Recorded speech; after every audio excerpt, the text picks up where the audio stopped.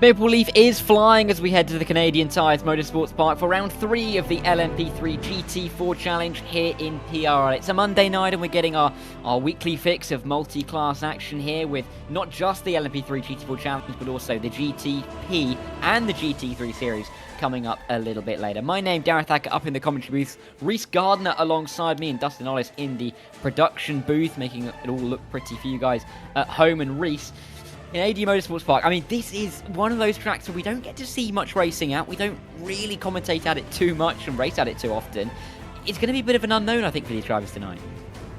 Yeah, and I think that's a bit of a shame, because Mosport is one of my favorite tracks in the entire world, certainly on iRacing. It's an old school track through and through. It's one of the very few circuits around the world that has not had its layout changed at all for the duration of its existence. It was widened in the 1990s, but that's about it. It's an incredible track. It's super fast. You've got to keep the speed up through these incredibly quick corners. The Moss hairpin is pretty much the only real outbraking opportunity, but you're going to be seeing big moves everywhere. It's just a fantastic circuit.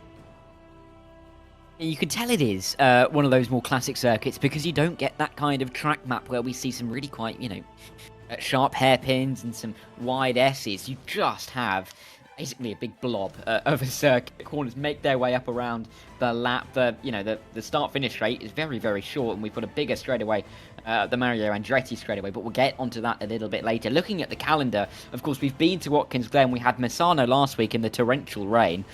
No such precipitation, I don't believe, here at Mosport. But looking forward, I mean, even the Red Bull Ring, Mugello, they're very different circuits, and I think it's going to be interesting to see how the drivers adapt week on week. Yeah, there's a lot of adaptation required across this schedule, but I think this string of circuits that's in the middle of the schedule, they share some of the same kind of attributes. Corners that are very quick and obviously need a lot of precision to work their way through. We go to Hockenheim Ring and VIR to end off the schedule. A flat modern autodrome and a narrow snaky slide fest to end off the season. Really good schedule. I think it's going to be very versatile, test the limits of what these drivers could deal with.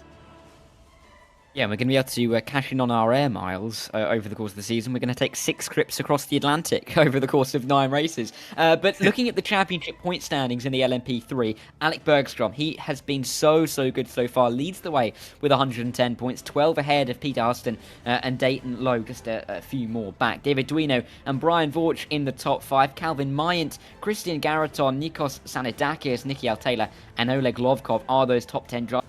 Of course, at the start of the season, the championship standings, they're not as important, but we can start to see that little widening of the points. It's Hydro Race, Geodesic Racing, leading Roberto's Angels at the top of the team standings, with Delta Sport Echelon, Sim Racing, Tabula Rasa Esports, and Maradness M Squad, the 6 teams that have crossed this 100-point threshold so far. Fiercely Forward, Sim Total, Roberto's Angels, Team Red, and Solpec Precision Racing have all got themselves into the top 10, and with a hefty amount of points as well, with 74.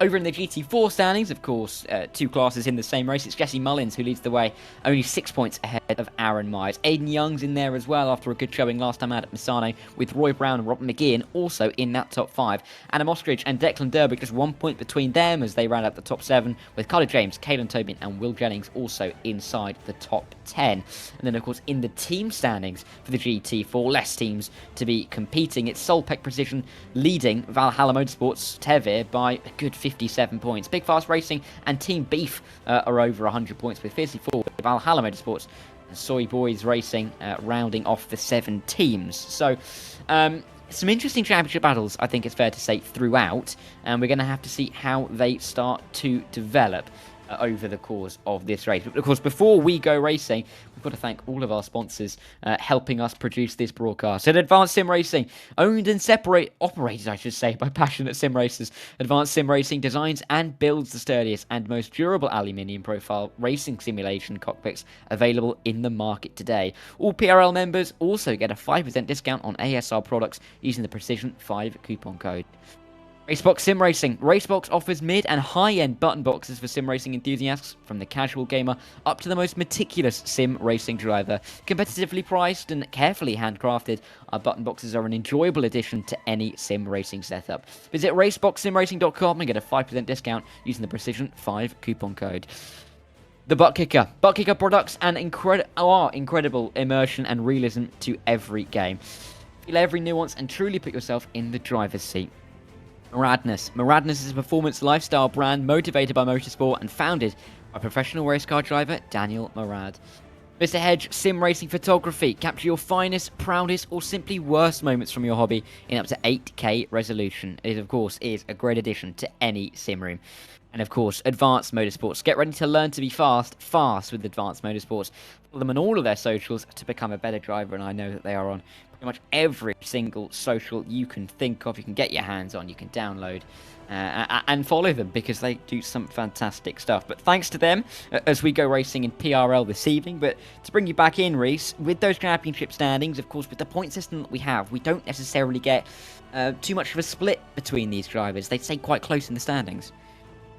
Yeah, indeed they do. There's basically only 1 points difference between positions for the majority of the field in PRL. And of course, you do get 1 extra point for pole position and fastest lap. So your opportunities to build a gap are really quite slim. So if you're able to build a gap in a season, then that just shows that you are not only quick, but consistent. And at the moment, it seems like Alec Bergstrom and Aiden Young are continuing to be the pace setters in both classes here in qualifying. Still 4.5 minutes left to go. We're looking at Carter James at the moment in the sole Aston Martin in our GT4 field, and he is repping the British brand very nicely. Currently P4, and he only has to gain a couple of hundredths to get into the top 3. He's looking lovely and quick here today.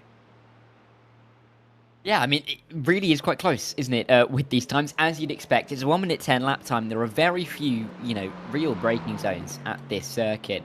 And you can see there on the timing tower, there's, less than a quarter of a second between the top 6. A little bit bigger in the GT4 class. Aiden Young's looking very, very fast until Jesse Mullins puts himself right up in there. But it's nice to see these close times because it suggests that we might get a close field for this race.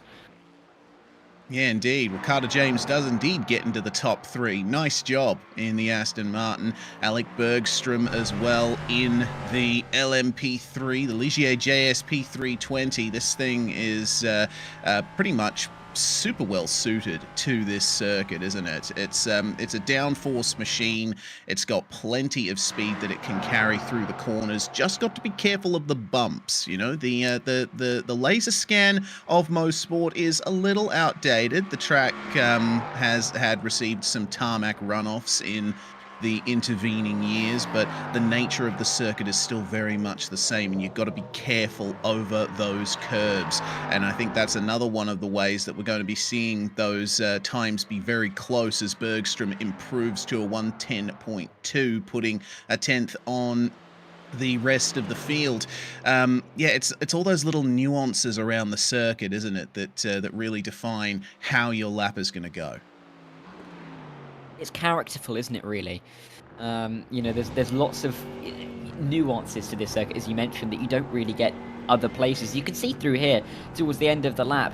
These aren't really heavy braking zones. They're more medium speed corners. So the time loss and the time gain is really dependent on how much speed you can carry through these corners. And it's going to be very interesting to see how these drivers try to manage that and to use it to your advantage, especially when we're going to be getting quite a lot of traffic with lap traffic around this circuit, where I think it's fair to say that the straights aren't necessarily terribly straight. No, definitely not. The only straights that are really straights are the ones into and out of the first turn. Everywhere else, you're turning the whole way around the lap. Let's see if there's any further improvements here in the last couple of minutes. Oh, Adam Ostrich just missing out on improving there on 14th place. Yeah, the Andretti straight, the Mario Andretti straightaway, as you can see here, not exactly straight, a couple of bends in it, but really it's your only opportunity around this place to have a rest, because you're battling with the car all the way through the corners everywhere else around the track. Yeah, it's such a particular circuit, isn't it? There's no two ways about it. It's not really like anywhere else that we're going to go to on this calendar, particularly the fact that we were at Misano last time out, and you really can't get much different than going from Misano to Mosport. Only a minute left on the clock, so the times are going to have to be started pretty soon if they want to get them on the board. Robert McGeehan looking to try and progress himself up the order. He's currently P20 in his McLaren GT4, and I believe he might be the last driver on track setting a lap time. Of course, you only get a certain amount of lap times, 4, that you can set over the course of the qualifying session. So some drivers going out and doing them slightly earlier in the session than the likes of Robert McGeehan. But where can he put himself in this McLaren? Because, P20 is not necessarily where you'd want to start, Reese. No, and judging by the laps so far, it looks like he's not going to improve on his time. He's just going to take the opportunity to practice a pit entry, which the drivers are going to have to do at least once in this race. There is a fuel tank restriction, and yeah, you will have to come into the pits, just put a splash of fuel in the car when you pit is another thing entirely. Well, we shall see how they get started here on the first lap. But, Dara, we got to go through the grid first. And a bit of a hefty grid, of course, as it always is here on a Monday night in PRL. But it will be Alec Bergstrom, again, leading the field to green in Canada for the third round of the season. Jason Drescher in P2. Peter Huston and Dayton Lowe in third and fourth. Christian Garreton and Eric Newman on the third row, but they're still within 0.3 of a second of the fastest time in qualifying. Ryan O'Connor and Zach Herbert are on row 4 with David Duino and Oleg Lovkov rounding out the top 10. Brian Borge and Kevin Simpson follow suit, but again, still less than 0.2 of a second in a very, very tight field. Ian Starker, Javier Rodriguez and Jake Browning are in the top 15 with Vincent Leroux, Nikos Sanadakis and Felicini rounding out the 9th row in the number 744. Matthew Falk and Ryan Kings are the last two drivers on this LMP3 grid, as they are a little bit further back off of the leading times. But meanwhile, in the GT4s, a little bit of a bigger grid for us here, and it'll be Aidan Young leading us to green with Jesse Mullins and Carter James not too far behind. Tyler Sage Anderson and Reed Gibson are 4th and 5th, with Aaron Myers just behind on the 3rd row. Darren Rutherford and Jared Bridwell in 7th and 8th, with Sam Mayorga and Christopher Rosario in the top 10. Travis Chapman and Jeff Coulfold are in the top 12, with those two setting exactly the same lap time in this qualifying session. Derek Putnam and Adam Ostrich in 13th and 14th, with Matthew Wyckoff, Francis Castillo-Romero, Pascal Dufresne and Declan Derber in the top 18. More drivers, they still roll on with the final 5. Roy Brown, Robert McGee in 19th and 20th, and then 3 drivers not setting lap times: Joshua Lewis, Sean Mulholland and Will Jennings. 43 cars on the field, on the grid I should say, in the field tonight, and I mean, this is surely going to be one hell of a race. There's so much room for overtaking, so much room for lapping as well, and this really is going to show kind of which drivers can use their machinery the best. Yeah, make that 44 cars, because Doug Sorrentino was the one car missing from the grid graphic in the LMP3 class. He didn't set a time in qualifying, so he will start 21st and last of our LMP3 runners. But as you say, a massive grid for this round, and around a track that, I mean, you know, yeah, it's nearly 4 kilometers long is Mosport, but the average speed is so fast that the lap times are incredibly short. So we're going to be seeing those LMP3s catch up to the GT4s very quickly, and the difference in cornering speed is going to catch more than a few drivers out. I'm looking forward to seeing how the battles work out the first time the LMP3s come through. So am I. I mean, this opening corner as well, it's not the longest straight down the pit straight, is it? It's between turns 10 and turn 1, it's just not too big. So turn 1 can be important. You lead into Clayton corner at turn 2 and then Quebec corner at turn 3, but they're such long, flowing corners. There is no real risk of, ascend until we get anywhere near turn 5. But I finally worked out that this track, to me, if you look at the track map, it looks like a classic Zandvoort. Made all the modifications. You've got a little bit of the technical aspect at the start and the finish of the lap, but really for the rest of the lap, it's just long flowing corners. Yeah, it's a driver's circuit through and through this place, and real drivers have had input into the circuit. The Moss hairpin is named for Sterling Moss, and legend has it that he was actually responsible for the design of that hairpin. Initially, it was designed as a simple 180-degree hairpin, but then Sterling saw the plans and he was like, hey, how about you guys make it a little slower on the exit? And they said, okay, that works. And it's turned into one of the highlight corners of this racetrack. It's going to be one of the places where the LMP3s will be taking advantage of the exit. If you're behind a pack of GTs coming into Moss, maybe outbraking them isn't the best option because you're going to get crossed up on the exit. Best to wait for the run down the Mario Andretti straightaway. You can get that acceleration advantage and clear them by the time you get to turn 8. Very much Road America feels towards Canada corner, isn't it? Down the Mario Andretti straight, where it's not quite straight and the grass is right there. If you misjudge it a little bit, as we saw Joseph Newgarden nearly do, getting distracted in the IndyCar race this season, it can go very severely wrong. Pace car will be coming in shortly, though, as we make our way into the final couple of corners at the S's. And we will see who can get the best jump. Alec Bergstrom looking for yet another win in this series, in what is nearly going to be a 30-lap race here in the LMP3s. The GT4 slightly less, but a bigger field is going to be really quite interesting. But we're ready to go green. Through turn 10, Bergstrom will lead us as the green flag will fly just about now as we're racing away here at Canadian Tire Motorsports Park. They're 3 wide down the main straight as they fight over P2 as Bergstrom gets his way through. They're still 3 wide, mid-corner, as a few of them run a little bit out wide, more into the gravel, nearly into the tyre bar as we see, as there's moves all plenty through the mid-pack. Everyone going to make their way through down the hill quite nicely. Dayton Lowe putting himself up into the top 2 as they make their way through the first sector for the first time. In the GT4s, though, they're going to get away pretty much single file. Nothing to really worry about for those guys, but in the LMP3s, it's absolute chaos.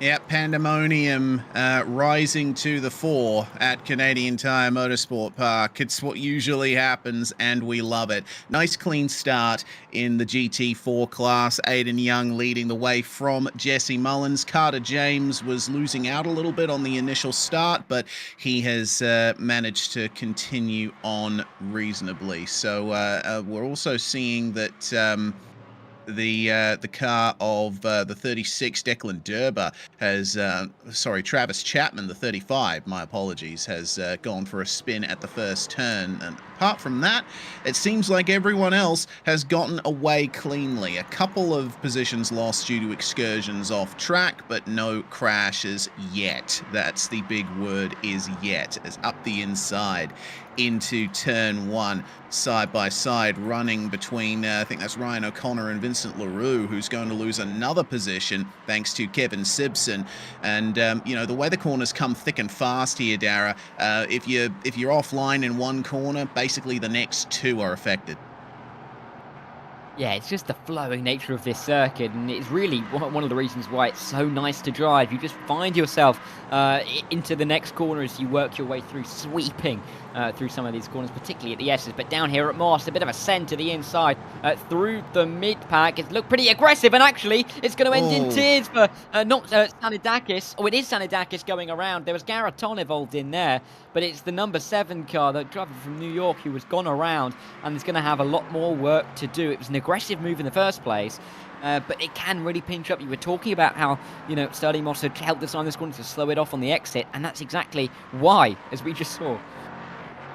Yeah, Matthew Falk, I think, was just turning in and, trying to avoid running wide. And unfortunately, that was Xanadakis running wide as Carter James from third place in GT4 and also Robert McGeehan making a move into the tyre barriers down at Moss. So some disastrous runnings for a few drivers in our GT4 class. It looks like Reed Gibson is going to lose out to Tyler Anderson here for third place. I think that's a consequence of that problem that we saw Carter James having. Yeah, these guys absolutely all over each other trying to make the moves. Reed Gibson just about holding off Tyler Sage Anderson in the 15 car to keep himself into the podium positions. But Aiden Young and Jesse Mullins, they have run up the road, I should say, and lead this race by a nice couple of seconds. Only a few minutes done in this race, but we've already seen why this track can produce exciting racing. We're going to get a bit of a replay of what we saw on the opening lap.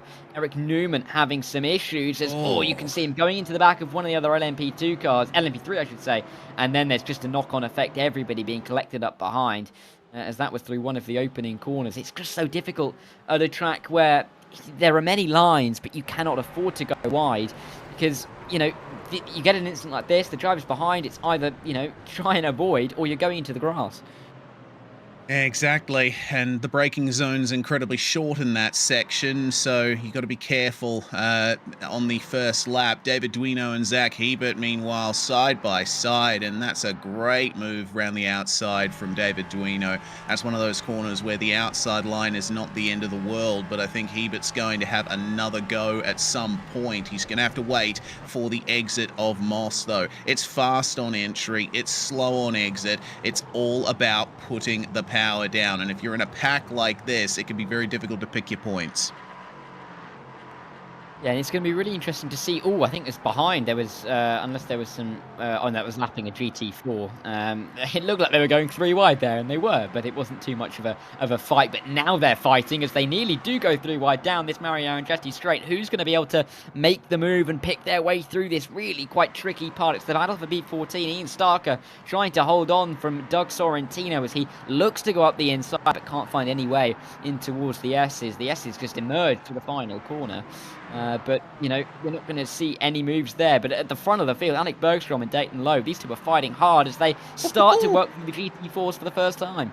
Oh, my word. Oh, yes, indeed. Just barreling their way through there on Roy Brown and Joshua Lewis, making their way past the stricken Carter James as well, who was running third before his unfortunate incident at Moss. And down at Moss, making their way past another Mercedes of Will Jennings. These guys are already through a good portion of the GT4 field as Jason Drescher has had a massive crash and the rear end of that car is gone. Yeah, that is not what that LMP3 is meant to look like, and I think he's been towed back to pit road there because the car has completely disappeared, and you can see just on the left-hand side briefly, he was in the pit lane. But while they have issues at the back, Bergstrom and Lowe, they are still fighting hard. The number 708 still looking for a way through. It's Alec Bergstrom's trying to pick his way through. It's 2-wide battle in the GT4s. He's gone down the inside, and he's actually made it work, but that was a very scary moment. Flashing of the lights from the GT4, as you would expect.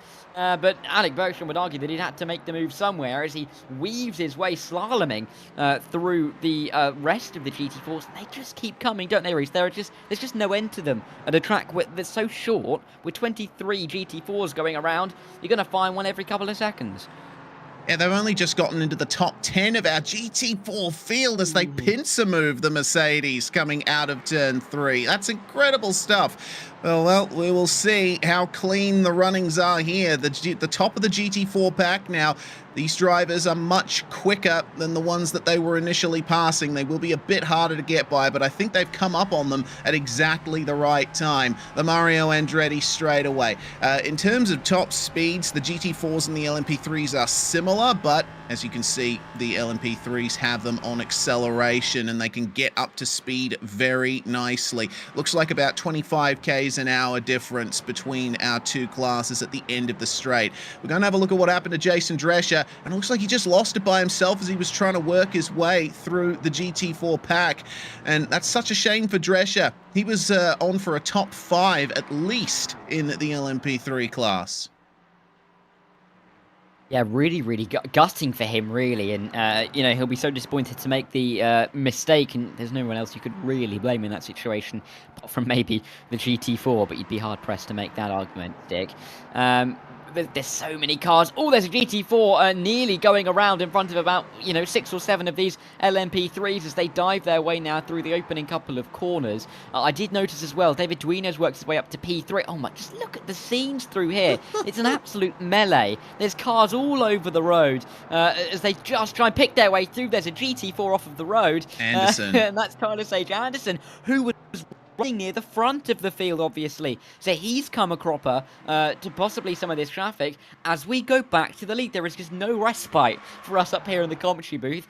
Full credit to Dustin for getting all of this action for us to show you all at home. But around the outside goes Dayton Lowe. If he can make this move stick in the S's, what a move from the 708. He takes the lead ahead of championship leader Alec Bergstrom. And what a move that was. That was beautiful. Poetry in motion. Get a quick look at what happened to Tyler Anderson, and oh, it's just as the LMP3s are working their way through, got pinched on entry and spun. Fortunately, no other cars were involved in that. The leaders make their way through on the Mercedes of Pascal Dufresne, who's already damaged, and he had to go through the runoff area there. It's still on for 4th and 5th as well. Zach Hebert trying to pass Peter Huston here. Zach is up 3 spots, and he's got a fantastic run going here. They've worked their way through the GT4 traffic for the first part, and tell you what, he'll probably be grateful that he has VR at his disposal. He'll have a bit of a better view as to where the GT4s are. If I was in VR and I was seeing what I was seeing in front of me with the melee, I would have torn it off immediately and said, please take me home, I'm too scared. Because honestly, some of the scenes that we have seen, there is just cars all over the road. There's cars off of the road, facing the wrong direction and then trying to right themselves, all while you're going 3 wide, one with a driver you're actually racing, another with a driver you're lapping. It is just an absolute melee. It's exactly what we've just seen there, with a 3 wide moment with a lap car in the way. But this is the battle for P11. Simpson, Rodriguez, Vincent LaRue in here as well. They make the way towards the S's, with Simpson claiming the outside line. It worked for Dayton Lowe last time around, and it's going to work for not just Dayton Lowe, not just for Kevin Simpson, but for Vincent LaRue as well, as Javier Rodriguez is coming under pressure from Doug Sorrentino, who make his way through into the final corner, and it's 3 cars in the space of 3 corners. He's just ushered by him.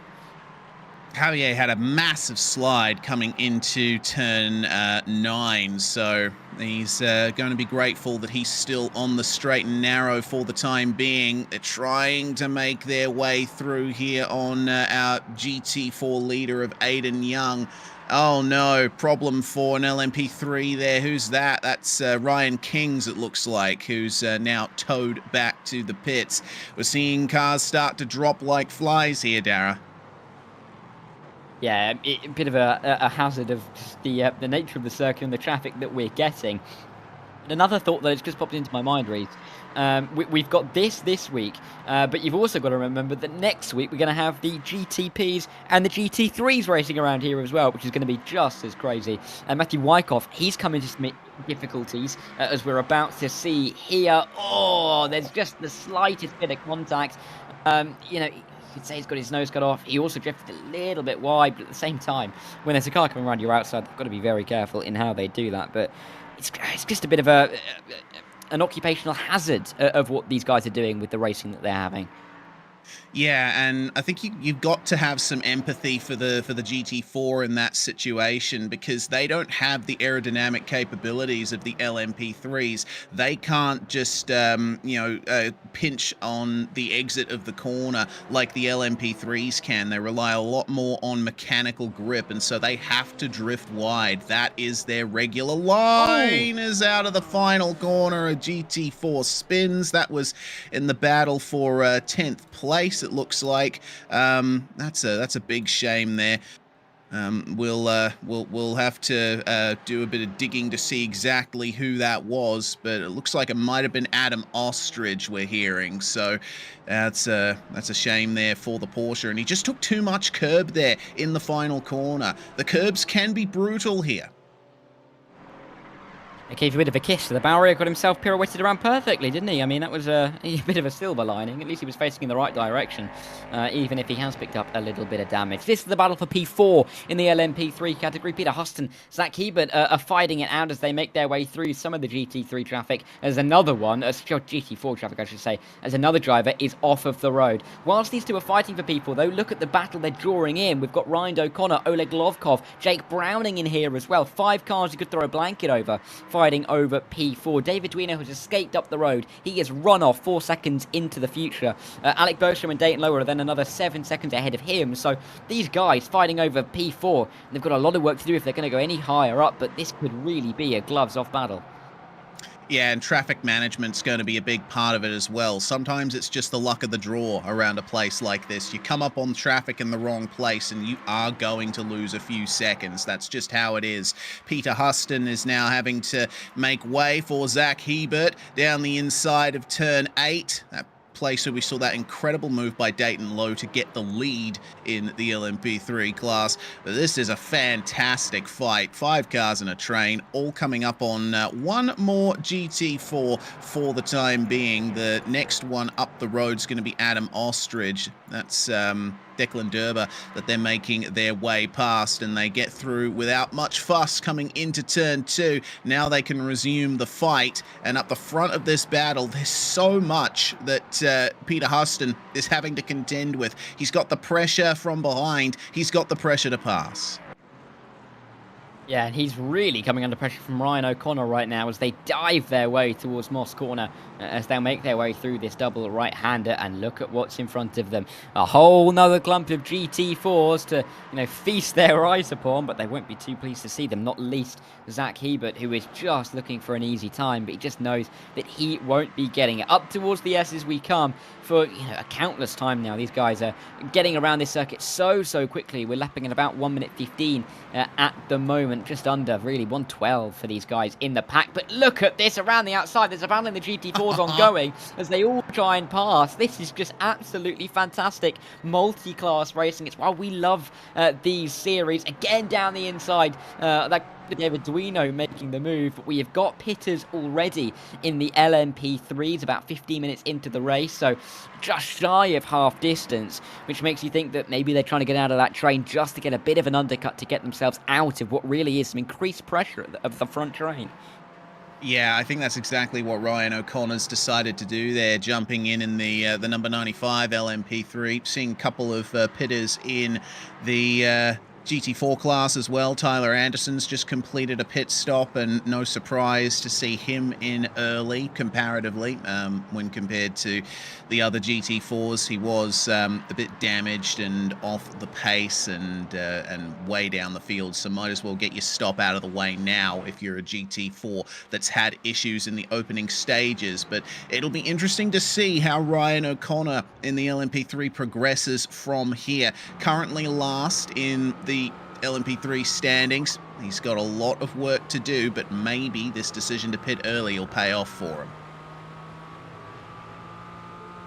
Let's see how this pans out, because there's just so many cars on the racetrack that it's difficult to really judge where you're going to be. I mean, you could think that you're taking yourself out of that train and away from the traffic, but then you could plonk yourself directly into a battle with other LMP3s or more GT4s around you, and you're just facing the same kind of issue. But we'll see how this all pans out. Of course, 35 minutes, it's not a sprint race, but it's also not that longer form of racing. It's that kind of middle distance where, you spend 5-10 minutes thinking, okay, I know where I am, and then the rest trying to sprint to the end. My word, that was a big old moment as Lovkov, Huston and Browning are trying to find their way either side of the GT4 cars as they dive their way in towards turn 5 at Moss Corner once again. But let's just see as they dive their way through. You can see that there's not too much of a pace advantage for the LMP3s through these slow-speed corners. And it does somewhat prevent the drivers from making a bit of a send up the inside because they just don't have that speed as they make their way through the apex of the corner. Yeah, that's why you're seeing the majority of passes being made in the faster corners, because that's where the LMP3s can carry a bit more speed. Huston and Browning here for Hydro Race Geodesic Racing. They've got a lot to play for. Geodesic leading the team's championship, so they've got to make sure not to get in each other's way too much. They also need to make sure that their runs past the GT4s are clean. They're going to try and preserve maximum points, but oh dear, oh, Jake Browning will make the move on Peter Huston thanks to that. I mean, you come up on a GT4 on the exit of turn 1. Which way do you go? There's two options, and evidently Peter Huston picked the worst one. Yeah, and he's going around the outside, my word, again. Ugh. It's just not comfortable viewing, is it? I mean, I know I've mentioned this in the last couple of weeks, but it's 2 a.m. here in the UK, but this is keeping me wide awake because I do not want to look away for fear of just, you know, the disaster that could unfold in front of our eyes. It's just so close. The racing's so tight, and Jake Browning having to do a lot of defending here from Peter Huston for P6 and P7. The likes of Lovkov and Hebert have kind of run away as the battle has splintered out with the traffic interrupting it, but that doesn't mean that we're not going to get fighting for P6. Peter Huston looking to make the move. Is he going to look for the outside line? It's worked so far this evening. Not going to be able to work for him this time around, but they're both going to get to the inside of the GT4 as they dive to turn 10 once again. Neither of them taking the pit stop either, as we have now definitely passed half distance in this race. Yeah, and we're going to be seeing a flurry of pit stop activity to come in the next 10 minutes or so. Aiden Young still holding on to the GT4 lead, and he's got quite a gap at the moment over Jesse Mullins. 5.4 seconds roughly is the gap, and Mullins trying his best to keep the pace up, but I mean, Aiden Young, he's almost uncatchable in that Mercedes. You know, he wasn't quite on leading pace at Watkins Glen, though he did finish third and absolutely dominated in Misano. Young is the form guy in the GT4 class, so I think some of his competitors will be hoping that maybe there's a slight run-in with some LMP3s and he gets sent wide. Obviously not crashing, that wouldn't be very sportsmanlike. Jake Browning, though, almost getting it done here on Oleg Lovkov. And around the outside of turn 8 they will go, and that is exactly the kind of move that you want to make. It's now defensive into the last corner, and Browning gets the move done. He's going to push Lovkov back into his teammate Peter Huston, who's going to move to the inside of turn 1 now. Easy does it. There's a big bump on the inside there that you've got to be very careful of in these cars. And the outside line looks to be working better, particularly at turn 8 at the end of the Mario Andretti straight, where we're seeing quite a lot of these moves being sealed. So Lovkov, you know, defending the inside line there, but in the end, Jake Browning just walking around the outside, saying thank you very much, and taking that position for P5. Zach Hebert will be loving these guys fighting, as it just gives him a little bit more of breathing room between himself and the rest of the pack as he tries to chase over a podium. Lots more pitters in the GT4 class. We're seeing nearly everybody now come into the box. The likes of Christy Rosario, Jesse Mullins are in the box, along with Joshua Lewis as well. So lots of drivers deciding to take their pit stop, their mandatory pit stop now. We'll see if anybody else does. Lovkov defending the inside once again. It'll work out for him this time, as Huston not willing to go around the outside, but you can just see what kind of advantage you can get if you have your nose that far around the outside at turn 8. Into the pits comes Jake Browning and Peter Huston. Coordinated run from the geodesic cars there. Lovkov will stay out. You mentioned Jesse Mullins coming into the pits in GT4. Mullins oh no, he's been in there for a while. He's actually escaped off the track, I think. I'm not sure. Yeah, he's out of the car. What has happened to Jesse Mullins? He was running second in GT4. He would have had a great opportunity for championship points here today, but there's been some unrelated issue for him in the box, and he's not able to get back out. Yeah, I mean, championship contender, absolutely so, and he's not going to be picking up any points at all this evening if that's the case. And in a 9-race season, you've got to be, you know, picking up points every single week if you're looking for that championship victory. Aiden Young, we're seeing here being overtaken by the LMP3s, will be very pleased to hear that news, as he will further his championship ambitions with that kind of advantage that he'd get over one of his closest competitors. And it also helps him to a 9-second lead ahead of Reed Gibson in this particular race. But These championships can, swing on a dime, and that is the kind of thing that can happen. It doesn't seem like there was anything that actually. Oh, was Oh! that a big moment? Oh, and there's a rear wing gone, and Oh! there's a car into the wall. I'm not too sure who that is. That's Kevin Simpson, who is caught up in this, and of course, Kevin Simpson, one of the drivers who was a big part of this, of the last few minutes of the races. Sorrentino caught up in it as well. But my word, Reese, that's a massive moment in this race. Yeah, that's huge, especially for Doug Sorrentino, who was marching his way up the order after starting in last place. This is his onboard, and it just looks like Simpson had a cross-up coming into the second last corner there, and see the damage there, see where the driver's hands were. It looks like Sorrentino was not going to be able to get that thing repaired in any reasonable amount of time. He was right next to pit lane, but probably best to retire from that point. That's such a shame. Here's the aerial view of it, and he just got on the brakes there as the direction change happened, and you do that in an LMP3, you are instantly turning around. That's a huge shame. You got to feel for Doug Sorrentino there. He was just a passenger. There was absolutely nothing he can do. And yeah, he's become a victim to, I think it's fair to say, someone else's little error. And yeah, you've got to feel for Doug Sorrentino. Not his fault in any way, shape or form. But it has taken him out of this third race of the PRL season. Aiden Young, we're looking at now. He's coming to the pit lane and he's come out in P3. Only 2 drives ahead of him yet to pit. And they are Reid Gibson and Aaron Myers, who do you expect come out behind. Others pitting in LMP3, Oleg Lovkov, one of the last drivers there to come into the box. But I think we're also still waiting for the top 3 to come in, Reese. Yes, it looks like it, and interesting to see that, I don't know if this is a glitch on my own timing screen, but Lovkov is showing as not having stopped in his box. It looks like it was a drive-through for Oleg Lovkov, so he still has to come in and get that splash of fuel. That's disastrous for Oleg. He would have finished in the top 10, but he's definitely going to be outside of it now. Yeah, absolutely. There was a drive-through, and he just did not stop the car. So, very interesting of the race, it's fair to say. Dayton Lowe, Alec Bergstrom, both into the box. Duino will take the lead of the race, but he is yet to make any kind of pit stop either. There goes Dayton Lowe. Alec Bergstrom not able to jump him in the pit lane. Let's see if his pit stop is any quicker. I think it's actually the exact same time, 10.3 seconds. So no difference there at all, and nothing is gained or lost on pit road.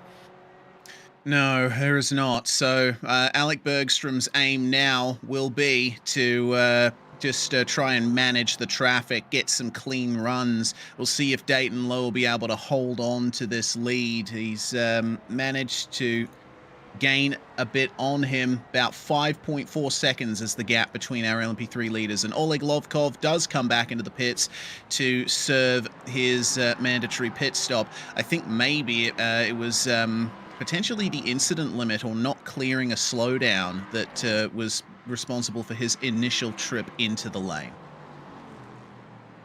Yeah, so that'll be why he got the penalty. But yeah, I mean, disappointing really to pick up that kind of penalty, especially with only about 10 minutes to go. Other drivers that haven't pitted are this number 20, Ian Starker. He is yet to come into the box, as he's going to be fighting well with Ryan O'Connor in the not too distant future. Jake Browning will be hoping that Ian Starker can do a bit of a hold-up job, but I'd suppose that he'd come into the pit lane at the end of this lap. We'll find out with one more corner to go if the number 20 will dive it in. Will he decide to go into the box? Yes, he will. So he will be one of, if not the last LMP3 driver to come into the box, along with Christian Garreton. Yep, and thus the field is cleansed. Everyone has made their way into the pit lane at least once in this race, with 9 minutes remaining on the clock. So Dayton Lowe, 5 seconds in the lead from Alec Bergstrom, but depending on where he comes up on GT4 traffic, Bergstrom will stand to gain that time back. We'll have to wait and see, though. Bergstrom, obviously very competitive. He was our pole sitter after all, but the times were so close in qualifying. Seems like Bergstrom didn't have much of an advantage from the very start here. He was under pressure from the get-go, and, well, with Dayton Lowe not only making the pass on track, but also having a slightly quicker pit stop, that's going to put paid to that battle for now, and you see that Bergstrom is struggling struggling to match Dayton Lowe's pace on the last couple of laps, but that lap by 111.7 and taking half a second out. So Bergstrom has managed to get those tyres back up to temperature. Tyre change is obviously not a factor. It's only fuel you take in the pits, but the tyres do cool down. So you need to get them back up to temperature when you come out of the lane. And Bergstrom has managed to do that, and he's back on the pace. Yeah, but he is still losing a couple of tenths. I have to admit, I had a bit of a minor heart attack myself when I looked at that timing tower, forgetting that that the gap is an interval, not to the leader, because it would mean that Bergstrom, Duino, and Herbert were right next to each other. Oh, there is an incident here. Is that Starker, I think, down here in the number 20. I can see that definitely there's a couple of cars in the pit lane, but bouncing their way across. There is Derek Putnam, who was left himself out of this race with only 7 minutes on the clock. To disaster striking again down at the end of the Mario Andretti straight, and we've seen it just time and time again so far this evening, haven't we, Reese? Yeah, it's the place where they really come together. So Putnam apparently lost it all by himself, just got the rear end loose in the McLaren and got T-boned by the LMP3, and there were other cars involved in that as well that we didn't see. Yeah, massive incident in the end. Carlos Anderson and Fennicini, I believe, were the other two drivers who were caught up in that incident. So really, really disappointing for them. But again, just a massive incident out of pretty much nothing, which is the risk around a track like this. But, you know, we've been going, 30 minutes? We've only got 7 minutes to go. Of course, we've got a three-way battle left on track at these LMP3s. Vincent Leroux, Oleg Lovkov, and Javier Rodriguez are those three. Lovkov dropping down the order a touch since the pit stops. Brian Vorch, definitely the driver to gain from going longer. But we'll have to see if these three are going to be coming together anytime soon, because Lovkov seems like he's going to be very keen to be making his way through. What battle's going on in the GT4 battle as they make their way towards turn 1? Yeah, great battle for P5 in the GT4 class. Jared Bridwell holding off Sam Mayorga in the Porsche there behind on the bottom right of the screen. And, oh, there we go. The number 3 of Vincent running wide in Moss, and that's going to give an opportunity for Lovkov to get back into the top 9 here. Tell you what, that extra trip through the pit lane didn't seem to hurt him too much. I thought he'd finish well outside the top 10, but he's still in with a chance of getting a top 10 finish here with 5.5 minutes on the clock. Up the inside at turn 8, and it looks like Javier Rodriguez is going to find his way through there as well. We're seeing both lines work, aren't we, now down at turn 8, inside or outside. Go either way, you can try and make that move, but you're right, Vincent Leroux coming a cropper to his mistake down at Moss, and it's led him all the way down, dropping outside of the top 10. So unfortunate for him there, as they now make their way towards turn 1 and turn 2. But if you look at the battle for P5 and the GT4's inside line being thrown by Sam Mayorga in his bid to get past Jared Bridwell, not going to work out there, as we're starting to see, a very wide moment. That'll be Vincent Leroux through and up back into the top 10 because, you know, he's come a cropper, hasn't he? Has Javier Rodriguez from the traffic that has seen him go, and there's another GT4 off of the circuit. I mean, we've been going over half an hour, Reece. There is just still carnage, and again another driver off the track. Yeah, Rodriguez running a bit deep into Moss there, and that's one of those corners where if you touch the outside of the circuit, there is no coming back from it. Oh, dear. Well, Rodriguez now has no chance of getting into the top 10. Looks like the Porsche of Gerber getting turned around there by the Mercedes, and that's the reason why we saw him off the circuit. There's no shortage of incidents happening, and this battle is continuing, but Mayorga and Bridwell have come together at the exit of Moss, I've just noticed. Mayorga was trying up the inside, but he has absolutely bottled it on the exit, and both of them now losing a ton of time. They still sit 5th and 6th, but 6th and 7th now, with Francis Castillo-Romero getting through into 5th spot. But I mean, with 3.5 minutes left, yeah, he's damaged, is Sam Mayorga, but he'll have to continue. Look who's popped their head above the sand there. Francis Castillo Romero's into the top 5. So great work by him to just really keep his nose clean through the race. Looks like the 83's come across the nose of the 46, which has led them to come together, which is, again, unfortunate, but at least they got themselves righted again. And through comes the 196 and the BMW in the resplendent blue and yellow. But 3 minutes left to go. This is really looking like it's Dayton Lowe's and Aidan Young's to lose, as it has looked for the last 20-odd minutes or so. Well, here is Romero in the 196. He's had a very quiet race, but he's certainly been one of the stars, managing to work his way through and keep his nose clean. That's been the name of the game here at Canadian Tire Motorsport Park. Both he, Joshua Lewis, as well as Will Jennings are up in excess of 17 positions each. That's incredible stuff from those guys. And the battle for 5th in LMP3 is now brewing again. Hebert versus Browning. And Zach is going to be looking in his mirrors every so often. He'll have to pick his way past these GT4s, and that's very crucial there for Jake Browning. He wasn't able to get the line right on the way past that BMW. So, oh my God, that's Browning that's just gone into the wall in the background there. Hebert is free. Yes, so Browning's gone, and I also saw in the GT4 class there was also a driver dropping down the order as well, so there was all manner of things going on, as Browning has just thrown away a good result. I think it was Rutherford who may have had some kind of collision. The 13 car has gone around down at Moss and gets a little bit of a love tap there from the LMP3, the ever so gentle glancing blow, but he's righted himself, got himself going again, done some lawn mowing while he's at it, and stayed in the top 5. But it means Francis Castillo Romero, who I think may be the only driver who started this race not to be involved in some kind of collision so far, he's up to P4 now. It's just fantastic to see as we get another look at what happened to Browning. He made contact with the BMW in his pursuit and then lost it into the final corner. Massive smash into the barrier, and that was race done for Jake Browning there. Such a shame for the 73. He worked his way up beautifully, but unfortunately now a retirement in the final couple of minutes. So we'll keep our eyes peeled on Romero here. Rutherford has made something of a recovery and is still behind him. Will be carrying some damage though. Romero's been driving like a grandma in this race, and it's paid off for him so far, but he might have a battle on his hands soon.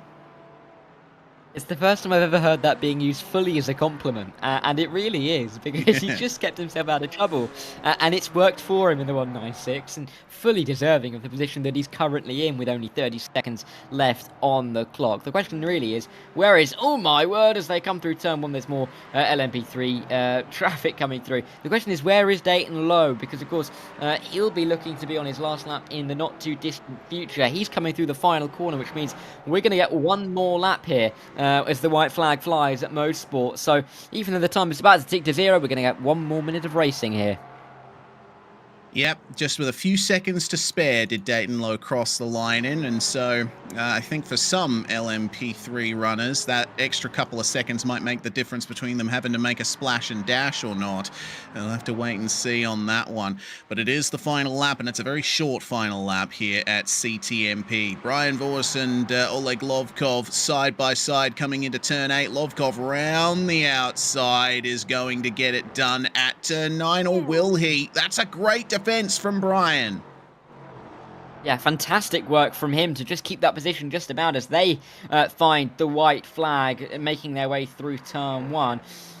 But at the same time, we've got Dayton Lowe, who's not got many corners to go in this race, and he has driven absolutely fantastically well. Down through turn 2 and turn 3, Brian Vos is going to defend valiantly from Oleg Lovkov, as Lovkov tries to find his way through in the 69. But through the final corner we will come. Dayton Lowe, he has driven absolutely superbly. He's not really had a challenge. After he got through an Alec Bergstrom, he's not looked back, and he wins round 3 here at Canadian Tire Motorsports Park. Alec Bergstrom championship leader can only come home in P2, and it will be David Duino in P3. But the class of the field in the GT4s has undoubtedly been Aiden Young. He's been leading this race in the last couple of laps by 10 full seconds, even with the traffic, even with all of the collisions that have gone on today. Aiden Young has really driven fiercely forward, as his team name would suggest, and he will come across the line to, hopefully for him, finish in P1. But just behind him as well, we've got Lovkov and Brian Vorsch. Their battle isn't over, I should say. Lovkov around the outside, down the inside, but can't quite find the move.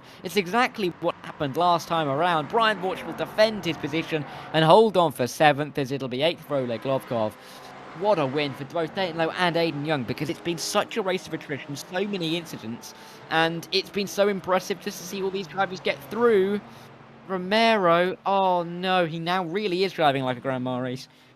Yeah, he's actually not carrying too much speed. It might be fuel, because I've just looked at his last lap or so. There hasn't been a crash. I think he's just fuel saving to the end. He didn't put enough fuel in the car.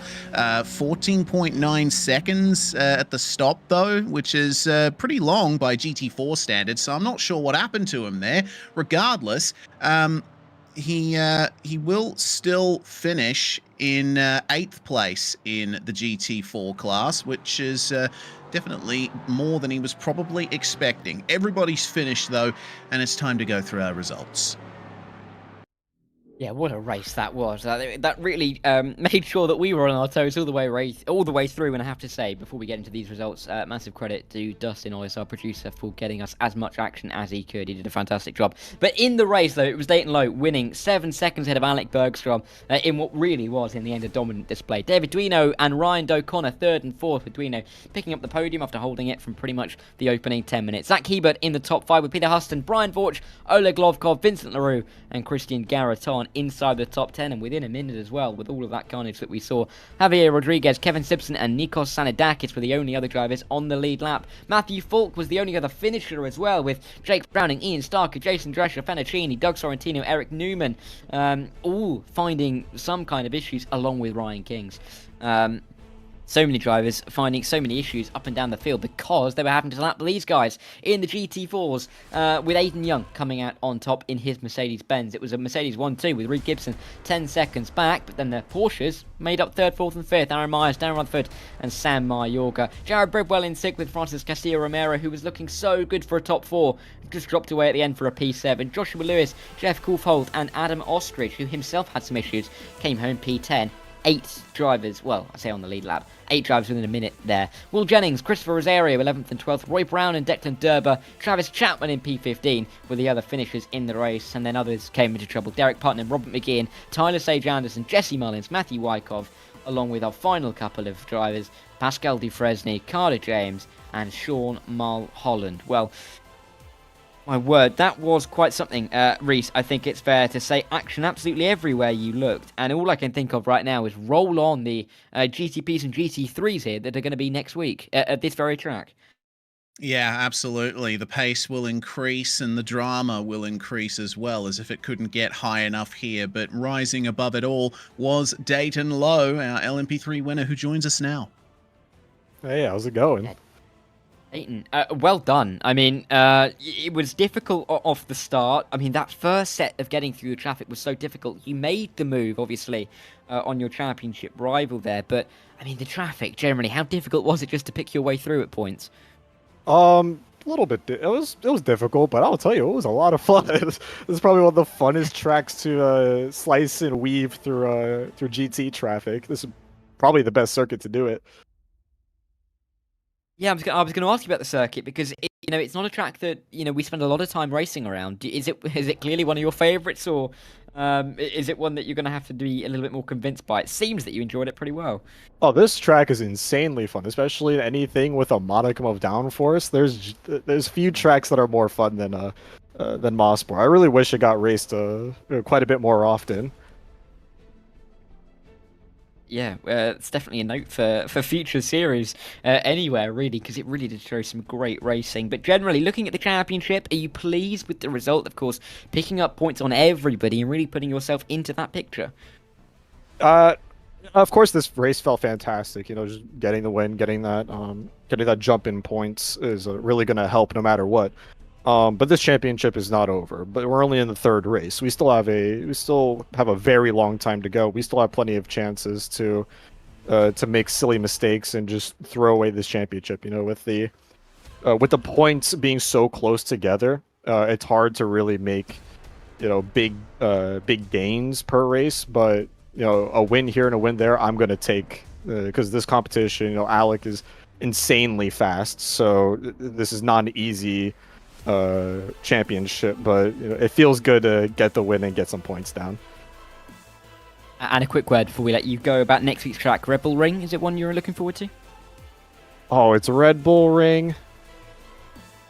This is news to me. This is news to me. So that's extremely disappointing. But you know what? I'll deal with it. Well done, regardless. You'll take the win where it comes, and even if you can't get the win next week, I'm sure we'll see some great racing action from you. So well done, and we'll hopefully speak to you soon, Dayton. I appreciate it. I hope to speak to y'all soon. Fantastic job from Dayton Lowe. Love that. Yeah, and what a win from him. But I think you're going to talk to Aiden Young here, Reese. Yes, indeed I am. Aiden Young joining us now. Another win on the trot for you in the fiercely forward Mercedes, Aiden. But didn't come easy. Those LMP3s were buzzing around you all race long. Yeah, I was quite terrified the entire race. Anytime an LMP3 got around me, I was just muttering to myself, like, please don't kill me, please don't kill me, please don't kill me. And I just tried to give them a line where they could pass me cleanly and we could both stay safe. And after that, I just tried to, well, still push, but then also just kind of drive consistent, not to make any mistakes or go off track or get any off tracks or anything like that, but just to keep clean and just bring it home. Well, it is about striking that balance, isn't it, around a track like this? Because, you know, the cornering speeds are so high, you have to be keeping up that momentum. So I guess it was you flipping between two mindsets. One, of course, letting the LMP3s go if they shoved one up the inside or whatever. And then when you had clear air, you had to get back on the pace. Yeah, when the LMP3s were coming through, like you said, when they'd send the dive inside or outside, I'd just kind of let them go, just kind of lift off the throttle a tiny bit, just give them the space to just kind of let them go so I could get back to clean air. And I just told myself to stay calm when they were passing me, and then as soon as I got back to clean air, I was like, okay, come on, gotta push, gotta make up for the time I just lost there. And I think I managed it pretty well, and it gave me a pretty decent advantage. And then also, Bo, I gotta thank my team. I wouldn't have won this race if it hadn't been for them. They gave me a killer setup, and the car was fantastic to drive. And then also, congrats to my teammate Dayton on the win in LMP3. He had a cracking drive as well, so another 1-to-1 for the team. So it's pretty good. Yep, Fiercely Forward is fiercely at the front at this stage. Thanks for joining us, Aiden, and hopefully we get a chance to chat to you next week after Red Bull Ring. Yeah, you're welcome. I'll see you next week. Aiden Young there, and finally we've got Reed Gibson, Dara, who finished second to Aiden Young in the GT4 class. Hey guys. Yeah, Reed, I mean, welcome in. I mean, well done on the result. P2 is absolutely nothing to bat an eyelid at. Fantastic work from you. How difficult was it out there? We just saw action after action after action, cars all over the road. How difficult was it just to keep that focus in the race?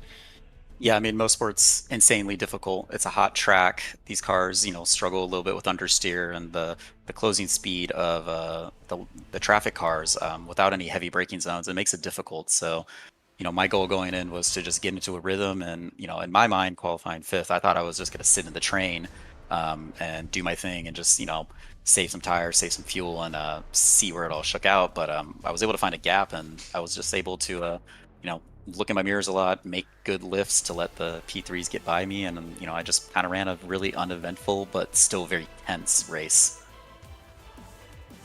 I mean, we didn't really talk much about you, which, if anything, is a good thing for you because nothing was really going on. You weren't caught up in since you weren't, spinning around, finding yourself into the barrier. But I mean, does this give you that kind of boost in terms of confidence and in the championship? Because you picked up quite a few points there. Is it something that you can build on as we look towards the Red Bull Ring? Yeah, I mean, I think it's just vindication after Watkins. I had a computer issue that dropped me out, and I was fighting for the win, and I came to this league not really expecting to be at the pointy end, and I was kind of pleasantly surprised. And at the same time, we were also kind of worried that it might have just been a fluke. So when we saw the qualifying times today, we were really thinking just like, all right, shoot, me and my teammate, let's do what we can to just run good pace again and see where it shakes out by having good race pace over one lap pace. And it seems like we're towards the pointy end of race pace and maybe not of qualifying pace. So we'll see how the rest of the season shakes out. I need some people to have some bad days as well to help me catch back up. But I'm having a lot of fun. Yeah, and I think there will be some people who definitely have bad days based off of today's examples. But well done, Reed. Fantastic result from you, and hopefully we'll speak to you again soon. Yeah, hope to see you guys again soon. Thank you again. Gibson there, P2 man in the GT4 battle, and as we say goodbye to him, we will also say goodbye to the Canadian Tire Motorsports Park. We will see the Red Bull Ring next time out in this LMP3-GT4 challenge.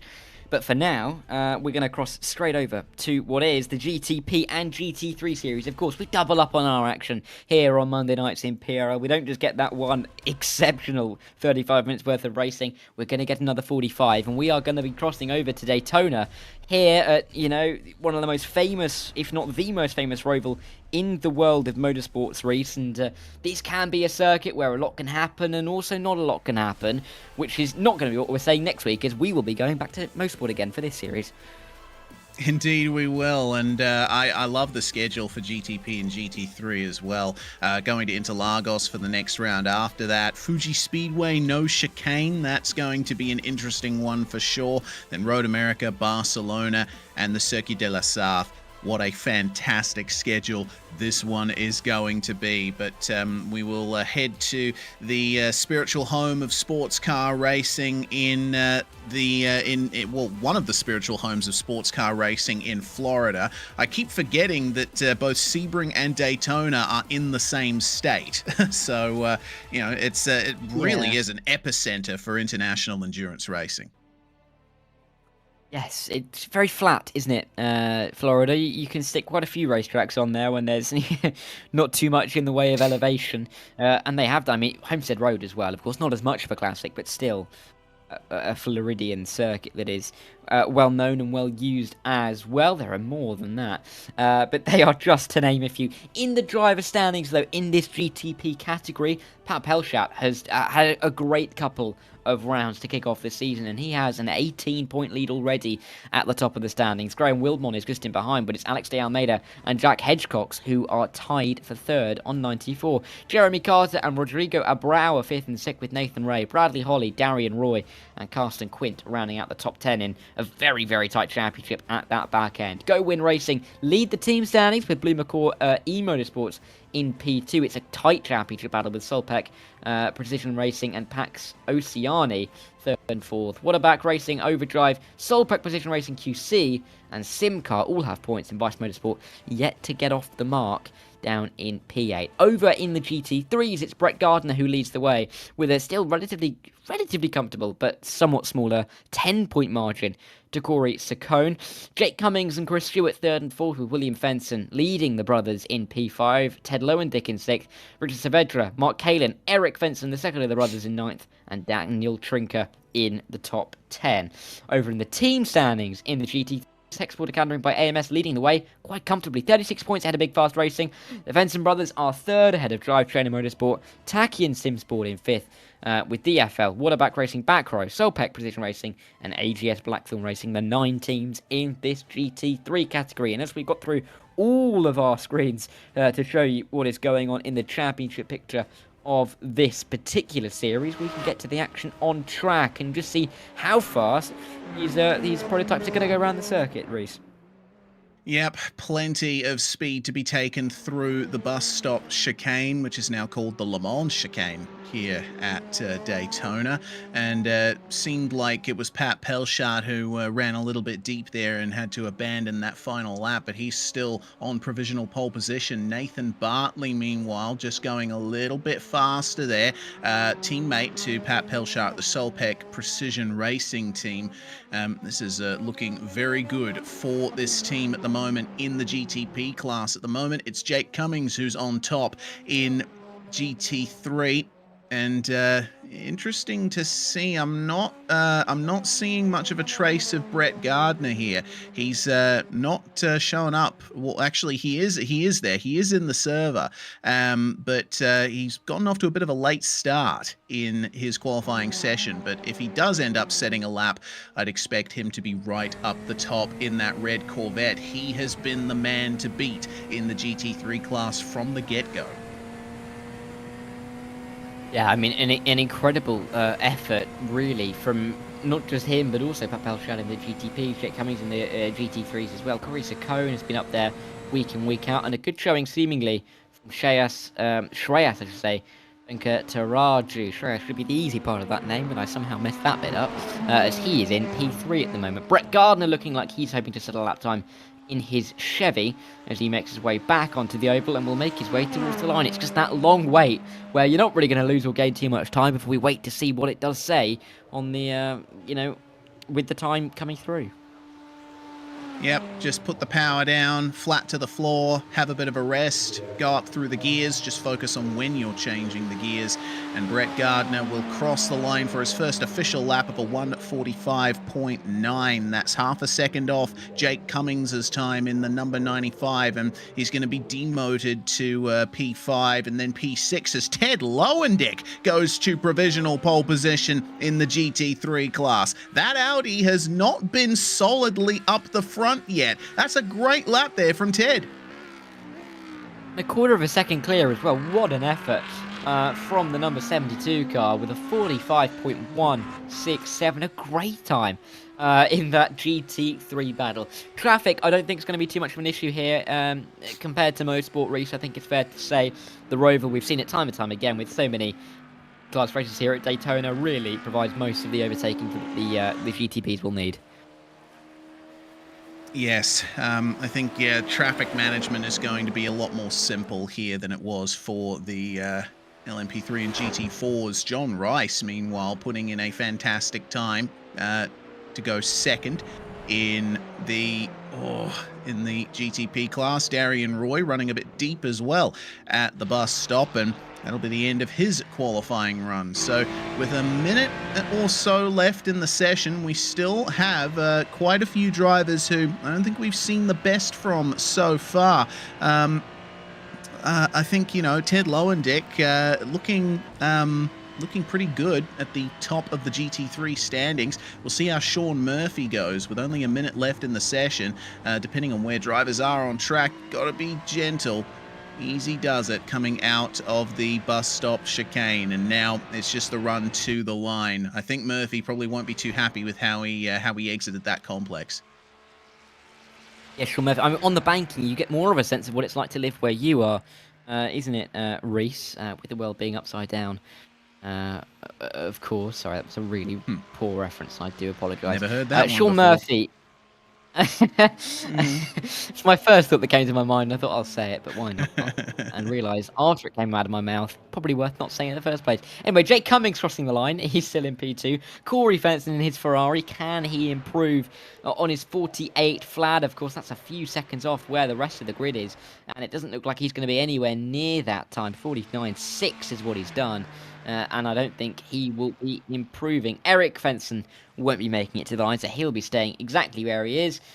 There he goes, off of the circuit, and that'll be that for qualifying here then at this Daytona International. Is it the International Speedway? I can never remember. Have to tell me in a minute, Reese. We're about to go on towards the grid for this GTP GT3 series.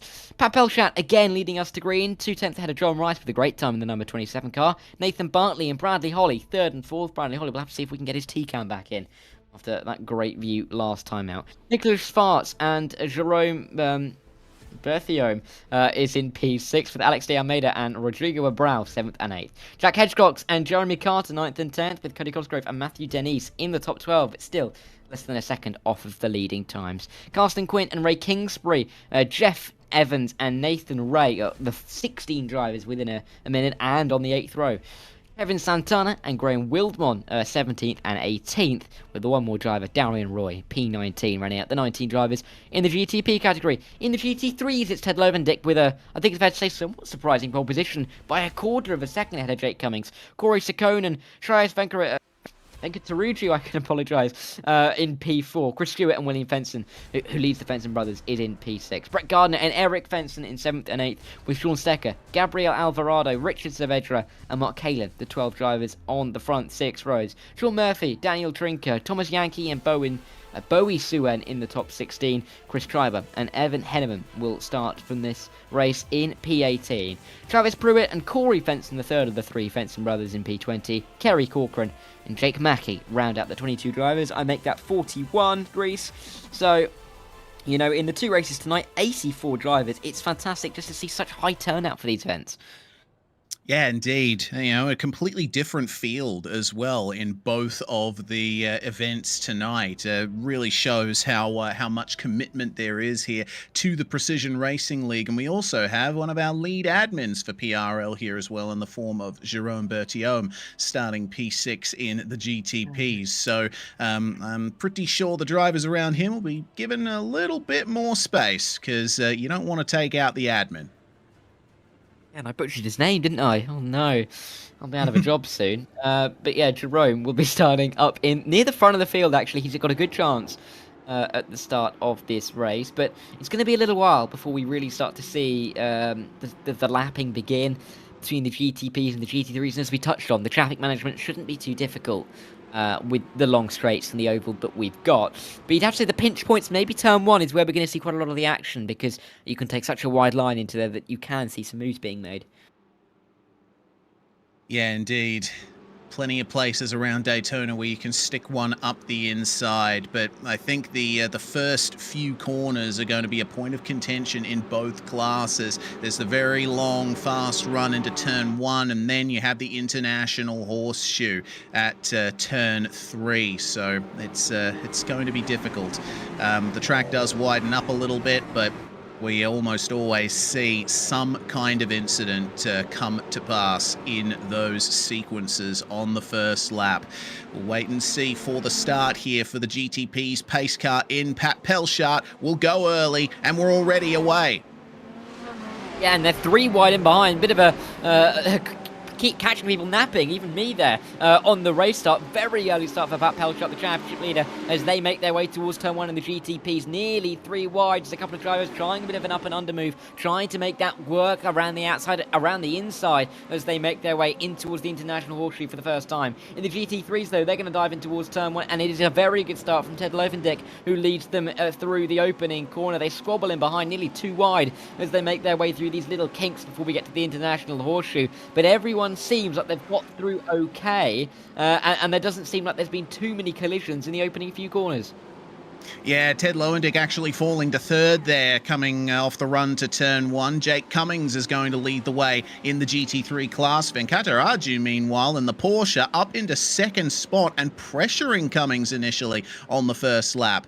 There's not as much of a gap that's been left to the back of the GTP pack, so if there's any incidents ahead, then these guys are going to have to really back off. But a clean start in both of our categories so far. Haven't seen any big crashes or any kamikaze dives into the bus stop chicane for the first time for Pat Pelchat and Nathan Bartley. Bradley Holly making his way up to 3rd as someone's run very deep there in the bus stop. Looks like Cody Cosgrove losing positions there, as was Alex de Almeida and Jerome Berthiaume. But here comes Brett Gardner, the championship leader in that red Corvette behind the white Ferrari. Easy does it coming into the bus stop. William Fenson with a big off there. Oh, look at how damaged he is. Oh, no. Fenson filing down the order. At least there's two Fensons to be cheering on, regardless of what happens to the number 7 car as we make our way through the opening corner. Quick note for me to say apologies to Jake Cummings for mistaking him for Ted Lovendick. I didn't see him make the move off the lineup as I focus on those GTPs, but he does lead the way in the GT3s as we work our way through this international horseshoe. Great fighting ongoing here with Graham Wildmon trying to find a position on Cody Cosgrove, or just trying to defend because he's lost out in the end to Cosgrove, who after his little mistake down at Le Mans chicane, he's just trying to recover, but back up the inside comes Graham Wildmon, and what a move there from the number, oh actually no, I was going to say the number 14 car, but he's moved up into 14th. Yes, and Cosgrove will pass him again, coming onto the straight, but there'll be a draft opportunity there. And oh no, that's Kerry Corcoran, who's had a big issue coming off turn 1 there, way out in the weeds. Don't often see cars all the way out there. He's going to be dead last in the number 8. But turn our attention back to the front of the GT3 pack. Jake Cummings, he's still holding on, but man, he's got a very angry pack behind him here. Venkataraju and Lowendick looking very fast here at Daytona, but remember Corey Saccone, he has finished second at both rounds running so far, so he's got a lot of pace under him. And can he make it 3 in a row, as his name would suggest? Nathan Bartley's gone quickest, but this is the battle for P5. John Rice, Jack Hedgecox, as John Rice clean around the outside. What a move from the number 27 car. He swept through. Hedgecox didn't have a chance to really fight that one back. And John Rice up into P5. And a fantastic move from him to see himself now in a position to chase after Nicholas Schwartz and Bradley Holly. Indeed. Hearing news that Rodrigo Abreu has gone into the pits, and we're not sure if it's a penalty or not. We're going to see what happened here to Kerry Corcoran, and it looks like, oh, okay, that's a bit odd. I didn't think there was that harsh of a bump at the curb there. I've never seen that before myself. I can't tell you how many hours of Daytona that I've commentated over, and I've never seen that before. But regardless, you always learn something new, and you can never see too much, can you? There's always something that you haven't seen in motor racing. Yeah, true. We also very helpfully pointed out by Dustin behind the scenes that Daytona's recently been updated with the new 3D curbs that iRacing's been applying to certain circuits, as Richard Sabadra has fallen down the field in the 999 Corvette, down 8 positions there. That's a real shame to see, but it is still a long way to go in this race. We'll have to wait and see if he can make some kind of recovery here. Jake Cummings still hasn't gotten away from the rest of the GT3s here, and it really speaks to the nature of Daytona. You know, you can be as fast as you like, but as long as the car behind is within a second or so of you, you're not going to drop them just because of the draft. Yeah, you just get so much draft around this track, don't you? Obviously, with the amount of oval that we do use. I mean, we use pretty much the entirety of it, don't we? With the exception of just that little bit between turn 1 and where we get ourselves back onto a NASCAR 2. Pretty much the rest of the oval is then used. So lots and lots of drafting abilities, or drafting space for these guys to be able to use. We're back to Graham Cam now as he's defending from Matthew Denise as they work their way through the second of the 2 horseshoes now and on towards the oval once again. We're in the early stage of this race. But we are already starting to see a few gaps forming between these guys. But and we'll try to defend from Matthew Denise, and I think that a lot of the people in the chat will be pleased that we're back onto Graham Cam again. Yeah, indeed. Graham's always known for his exploits in this series. He's got a good fan club in the YouTube chat, and he's making some really good moves, isn't he? He's up 7 spots from where he started. You can always count on Graham to put on a show in that orange Cadillac. Keeping an eye on a bit further back in the GT3s, it's William Fenson, who is still out there with no front end on his Ferrari. I think at this point, you have to commit to just running the rest of that stint, maybe pitting early if you need to, and getting whatever damage you need to get repaired done. I think if he'd towed back to the pits, it would have cost him a lot of time, and it's just too early to jump into the pits now because you won't be able to put all of the fuel required in the machine. And regardless of that, Fenson still got a little bit of pace on the exit. It looks like that's Corey Fenson who has just let him pass. This is what happened to William on the first lap, and he just lost the rear end coming into the bus stop, and a huge crash into the tyre bundles. Oh, and there's Mark Kalin having an issue into the bus stop as well. The number 42, I do believe that it's 62, I should say. Now working his way back, but with a lot of pace deficit to the drivers around him.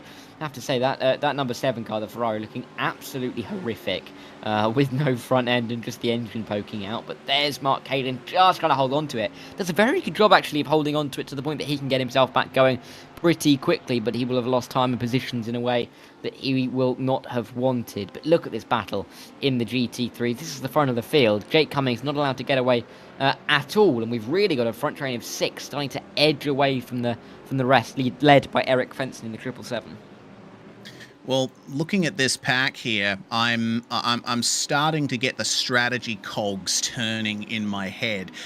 You have obviously Jake Cummings punching a hole in the air on the oval for everyone behind him, and look who's at the back of this pack: Brett Gardner. The two teammates from the Corvettes are bookending this battle, and you know what? From Gardner's perspective, this is actually really good because he has got a 5-car draft train ahead of him. He can get a great benefit of straight line speed, and he can afford to save a bit of fuel here in the first stint. That will shorten his pit stop ultimately, so that might be a strategy masterstroke for the championship leader. He may not be in a good position in the race at the moment comparative to where he usually is, but he can make that work to his advantage.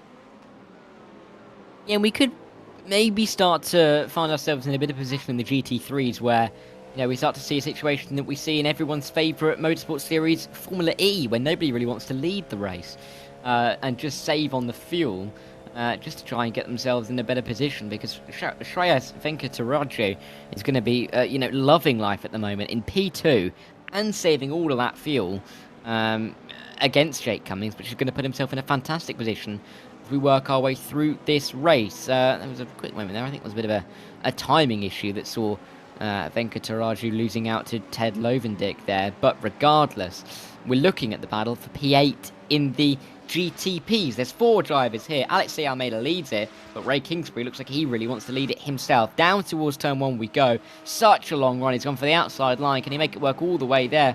Well, Jeremy Carter spring a bit of a surprise and grab both of the positions down in towards turn 1. Outside line then for Ray Kingsbury. He's dancing his way. It's a tap dance around the outside, and with the GT3 there, what a miracle that he's made that move stick. Full credit to him, because that is a stunning overtake from Ray Kingsbury.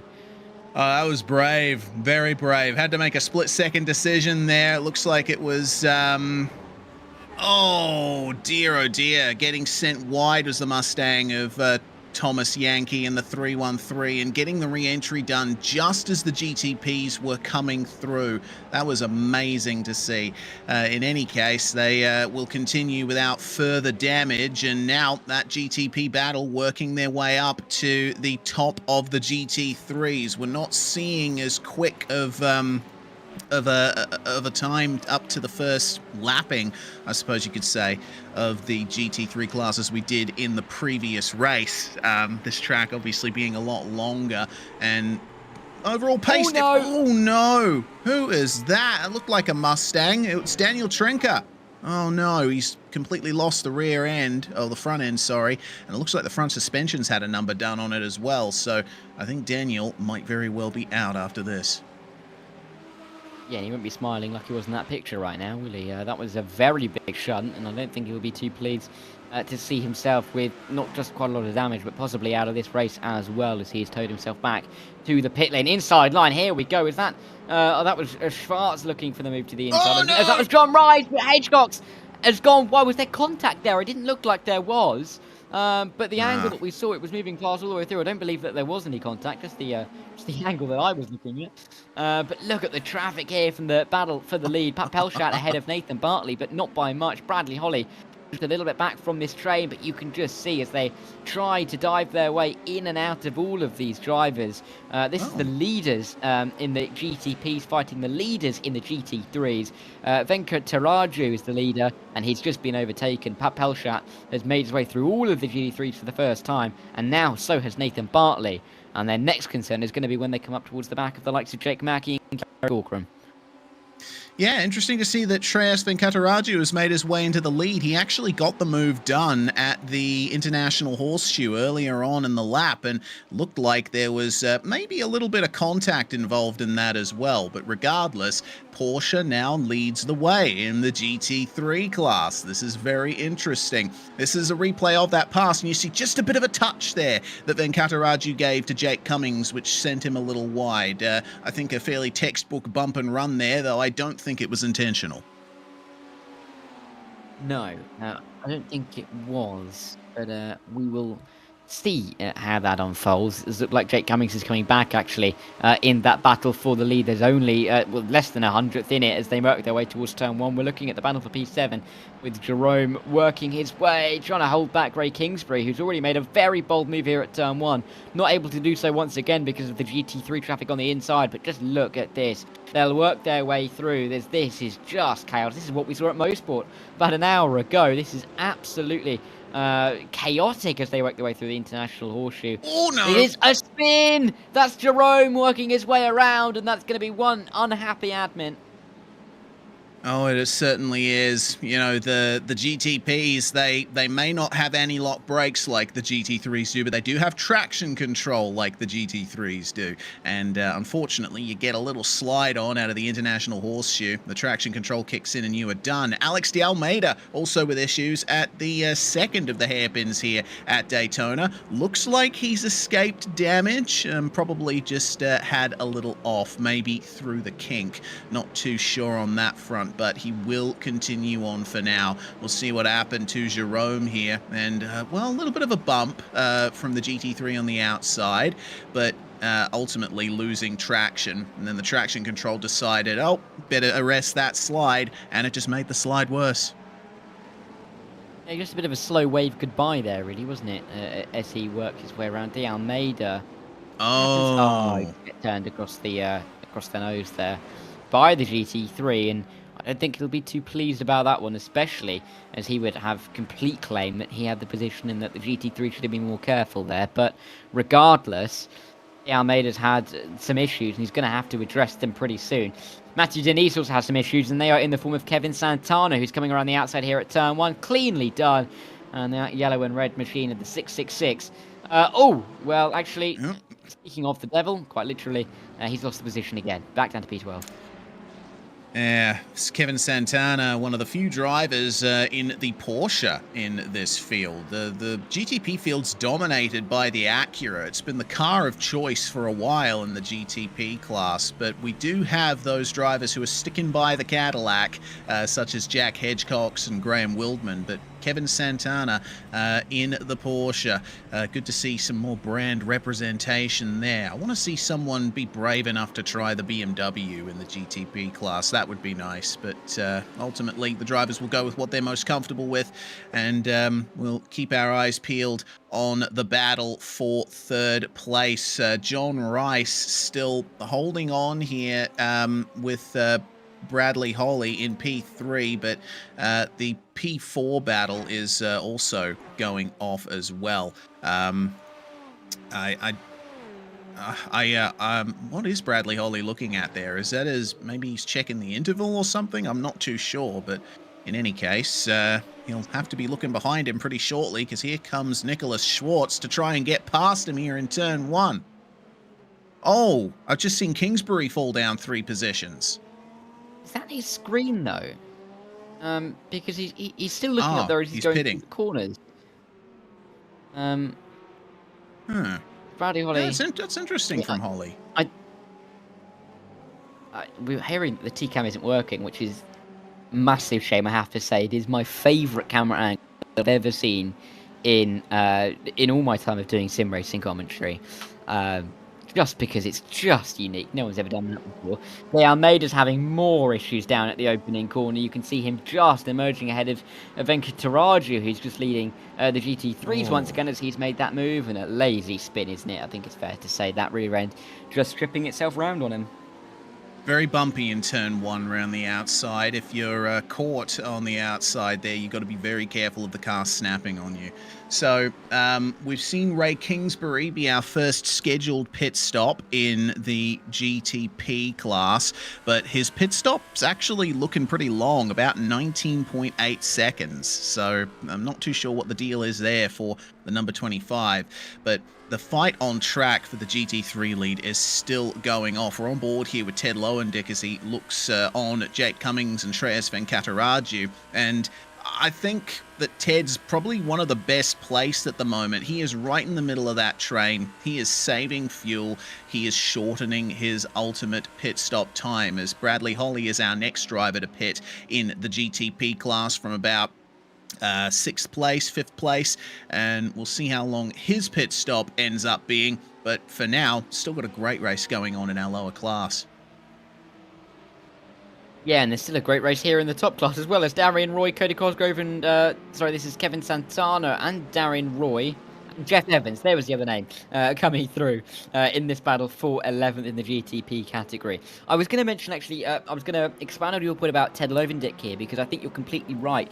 He was the driver who, of course, got pole in qualifying. He was the fastest driver on out-and-out pace, as we see Jake Cummings retake the lead ahead of Venkataraju. But Lowendick in the train, he's been in the train the whole time. He hasn't led. He hasn't had to be that... that hole punch through the air, so he will have saved the most amount of fuel in P3 and seemingly has the most pace in the car on one lap. So I do think he's in a really, really good spot to try and play this on the strategy to his advantage.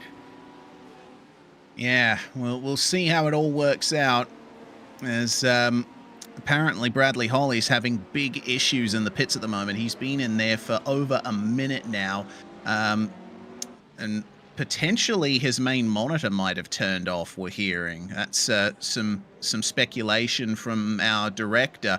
So that would explain why he wasn't looking dead forward. Maybe he was, just trying to find his way around the circuit by other means. So that's a big problem for Bradley Holly indeed. Real shame, because he was running quite well.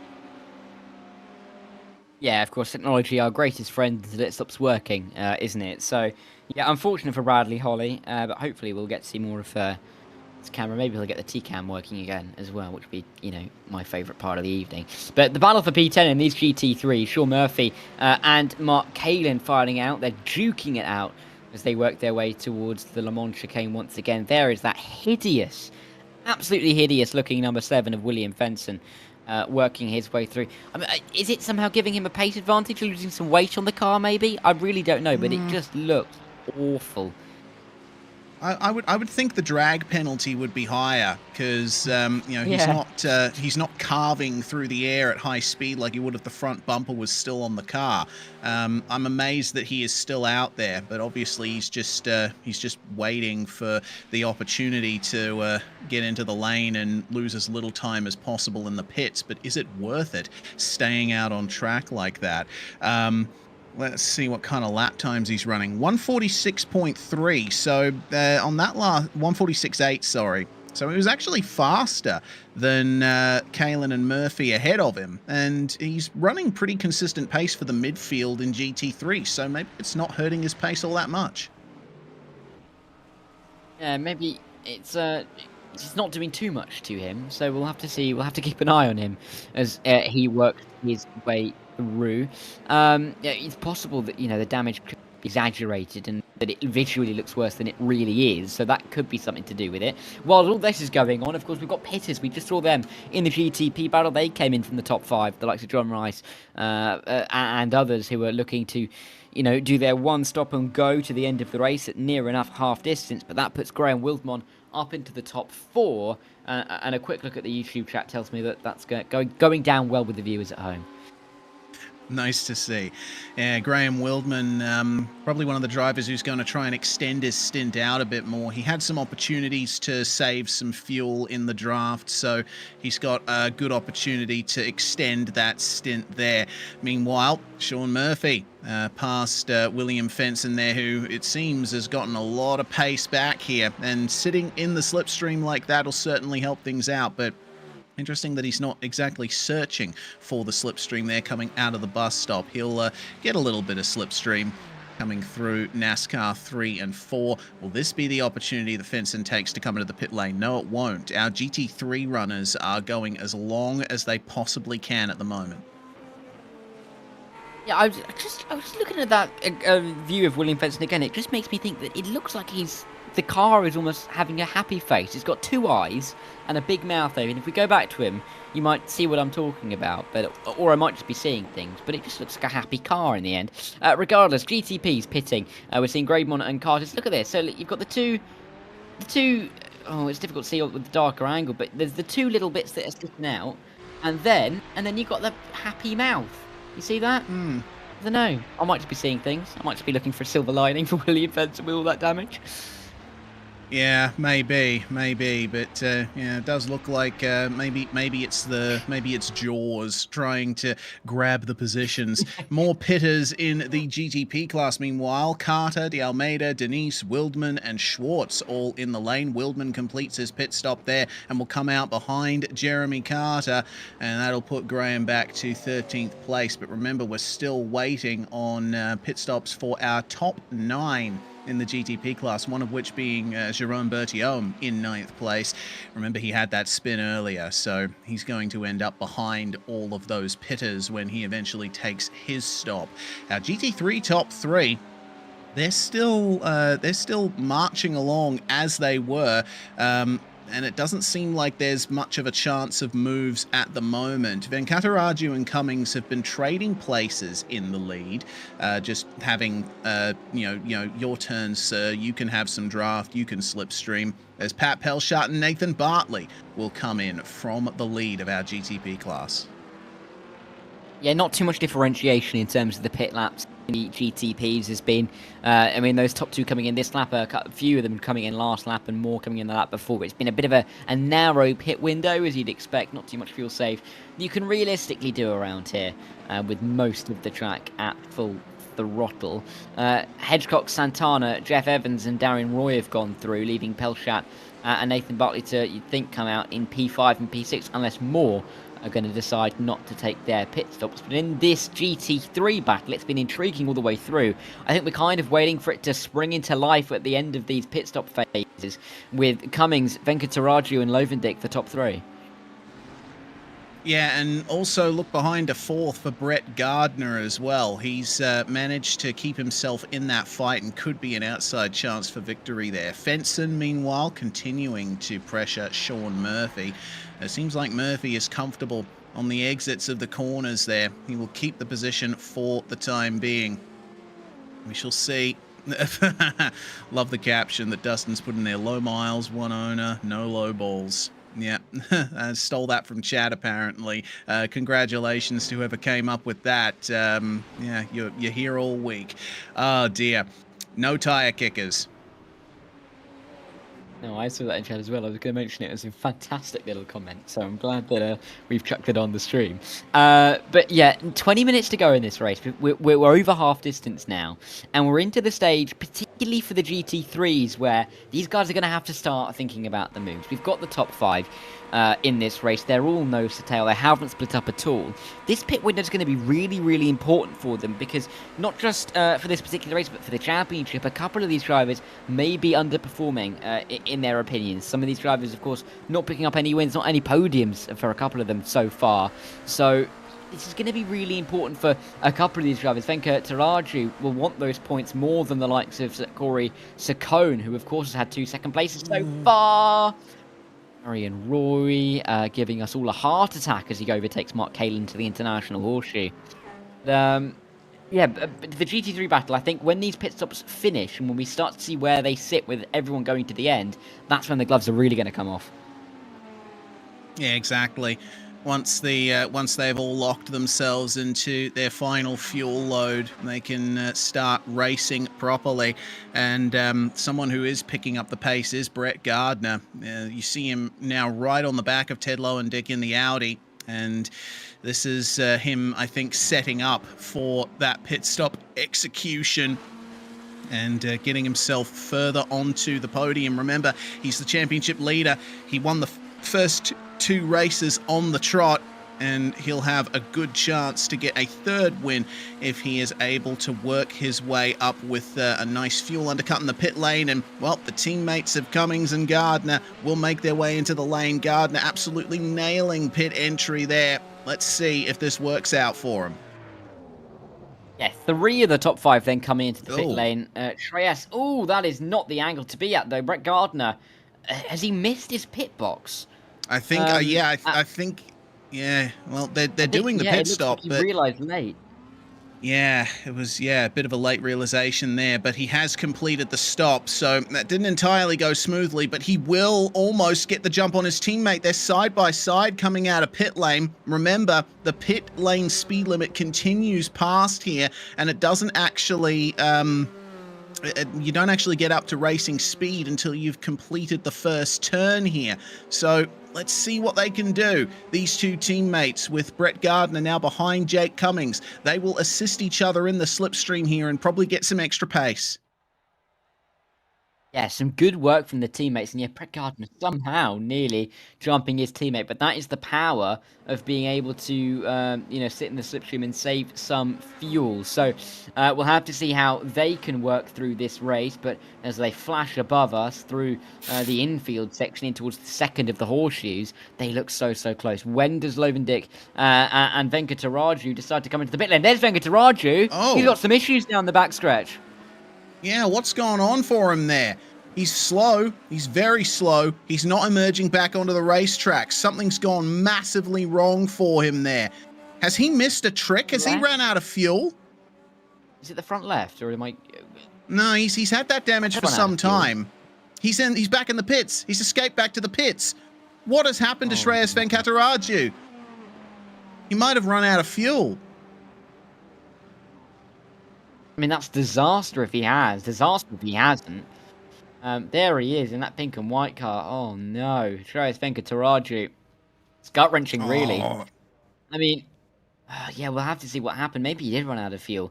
Lowendick was able to make it. Chris Stewart was able to make it. But the 77 car back towed to pit lane. So, disaster for him. But let's see. Where does Lowendick come out in relation to the others? Slightly faster pit stop. I do note that his is a 15 flat. I think Cummings was a 15.3. So where does this put them in comparison as they make their way through the opening couple of corners? Lowendick nowhere to be seen as they make their way through turn 1. There he is coming out of the pit lane. But Jake Cummings and Brett Gardner have a massive advantage. Yeah, well, you did see that Ted Lowendick overshot his pit box just a little bit. He had to reverse back into it. That cost him some valuable 2 seconds worth of time. So he is out of the battle now for the top 2. Might still be able to catch up to Corey Sircone if he plays his cards right, but I think second place or a win might be out of Ted's reach now. Yeah. Crazy stuff, really. As we work our way through, going wide there. Was that Chris Schreiber? Someone was dropping down the order, that's fair to say, as we work our way now in towards the final quarter of an hour of this race. But as we dive our way through, this is really going to be quite interesting. Just to see if Cummings and Gardner can hold on here from the likes of Corey Sircone. Sircone. He told us how to say it. I'll say it correctly this time. Battle for 4th in the GTPs. Jack Hedgecock, Jeremy Carter, Nathan Ray. These are really important points positions, and these guys aren't going to stop fighting anytime soon as Nathan Ray. Look at the release of speed he's got off of the banking. Yeah, beautiful run for Nathan Ray. He's going to get the move done on Jeremy Carter and maybe Jack Hedgecox as well. Acura versus 2 Cadillacs on the way into turn 1, and well, they'll have to go wide, but a bit of a slide there on the exit for Hedgecox. It's not going to give the opportunity for Ray to make his way through at that corner, and outbraking not an option at the International Horseshoe either. This is a great fight though, and you never know, Graham Wildman and Ray Kingsbury battling behind. They'll have a big chance to catch up to these guys.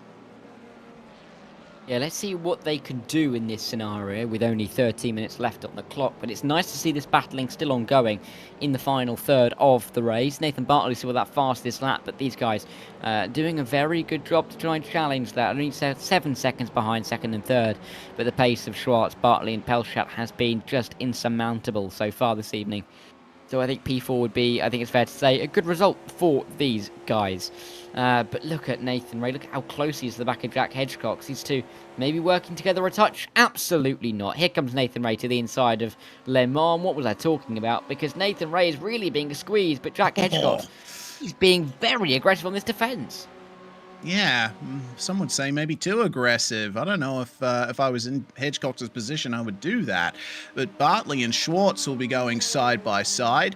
I got to wonder, you know, maybe Hedgecox wants to stay ahead of Ray. Maybe he's comfortable staying ahead, but sometimes it is better to just sit behind and get the slipstream, get a more decisive move done later on. Regardless, Hedgecox still has the pace, and he's managed to keep a nice gap over Nathan Ray here.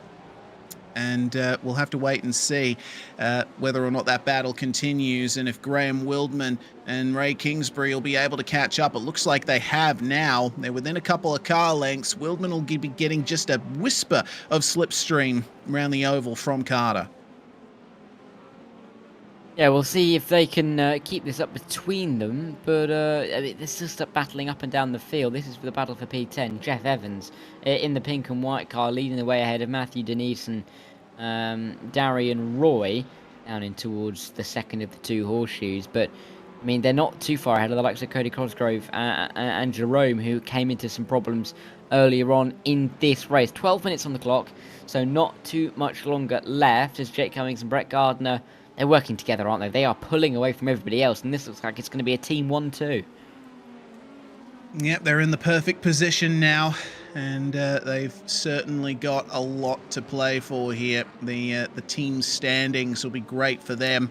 And Brett Gardner, well, he I don't think there's any team orders going on here. I think that Cummings will be allowed to continue on as he is. Meanwhile, a replay a bit further down, one of the Porsches here, just a little bit crossed up. Travis Pruitt, unfortunately, finding the grass coming through the bus stop chicane, but he'll avoid the walls and avoid damage for now.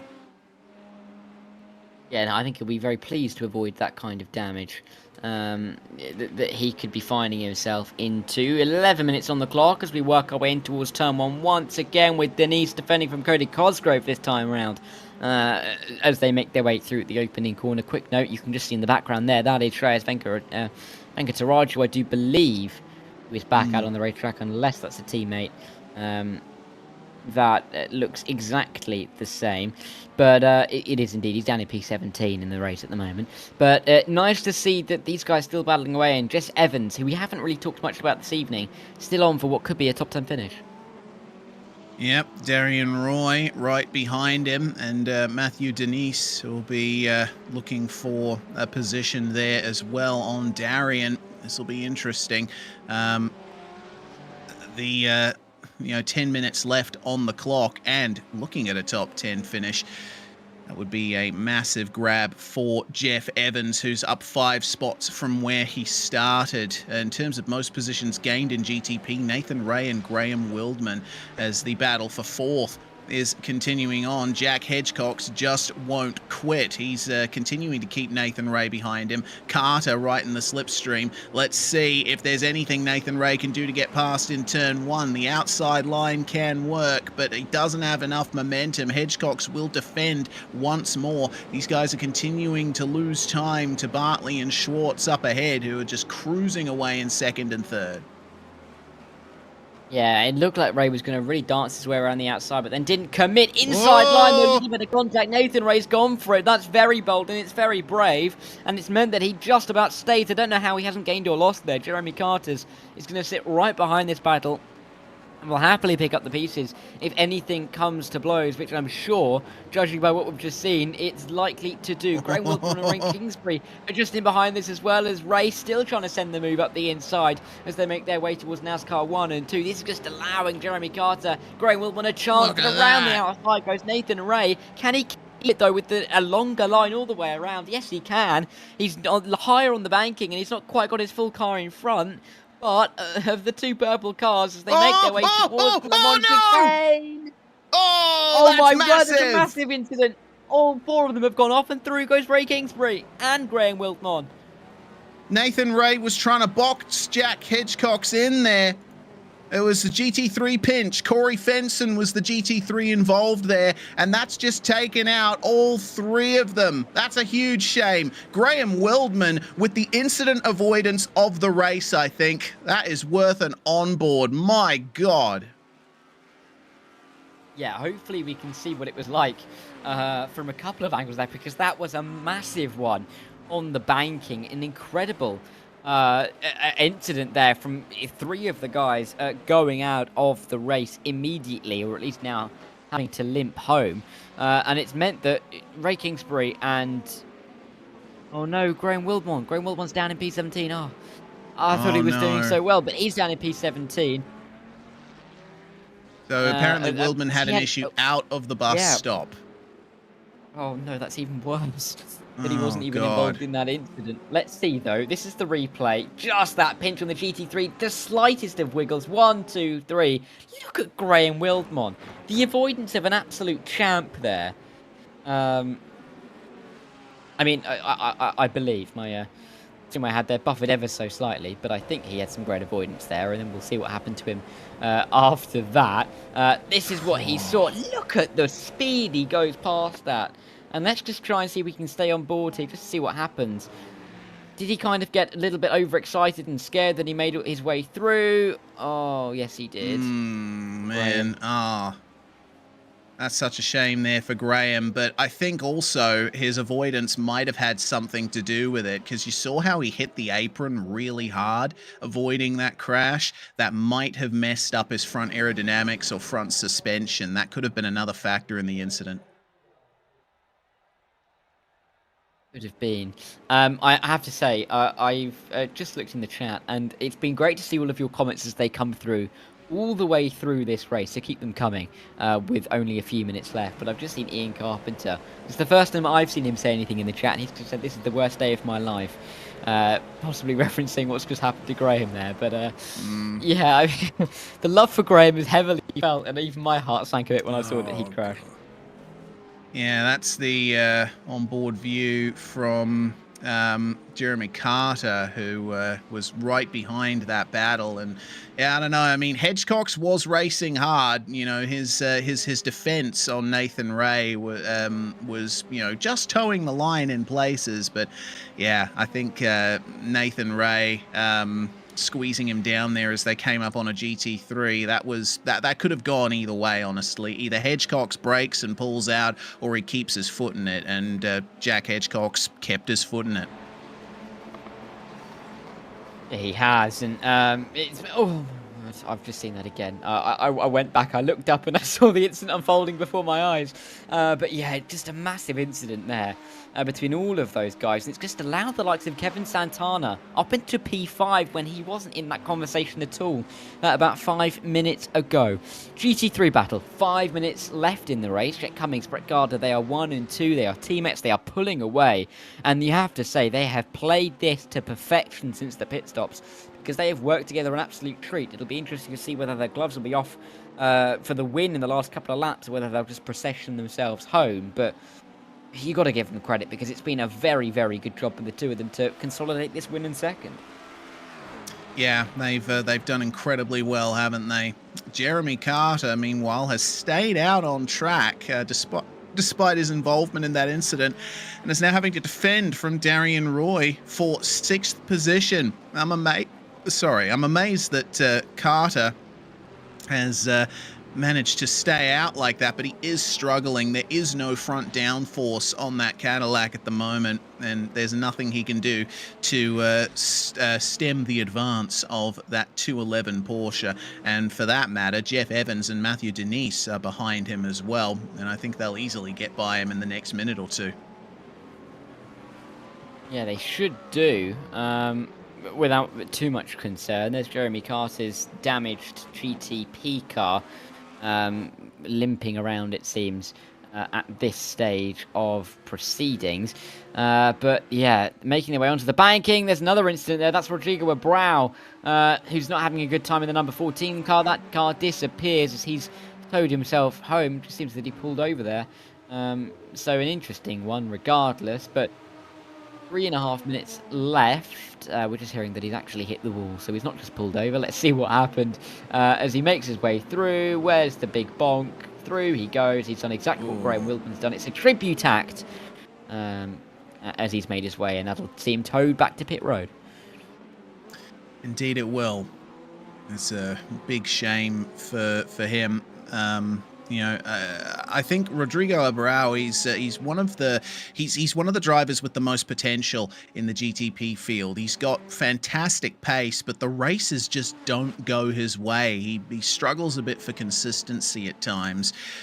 Hopefully for him, he'll be able to put a lid on that and be able to get some more consistent results further down the line. But well, couple of laps remaining in the race, and Jake Cummings and Brett Gardner have no pressure from behind. Ted Lowendick still running solidly in third place, though. He managed to work his way past Stewart and Sircone.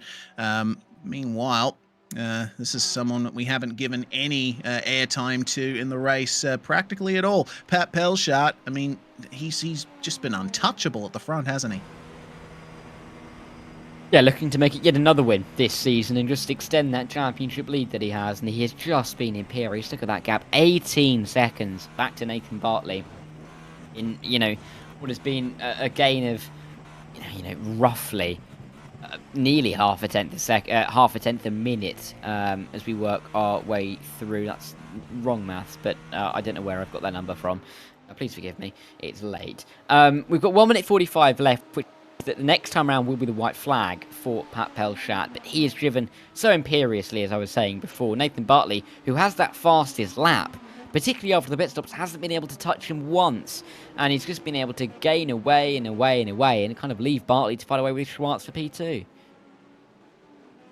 Yeah, indeed. It's been a dominant run from Pat Pelchat, and that's him showing why he is the GTP Championship leader. Meanwhile, side by side between Brett Gardner and Jake Cummings, the teammates are starting to battle here with the last lap almost at their hands.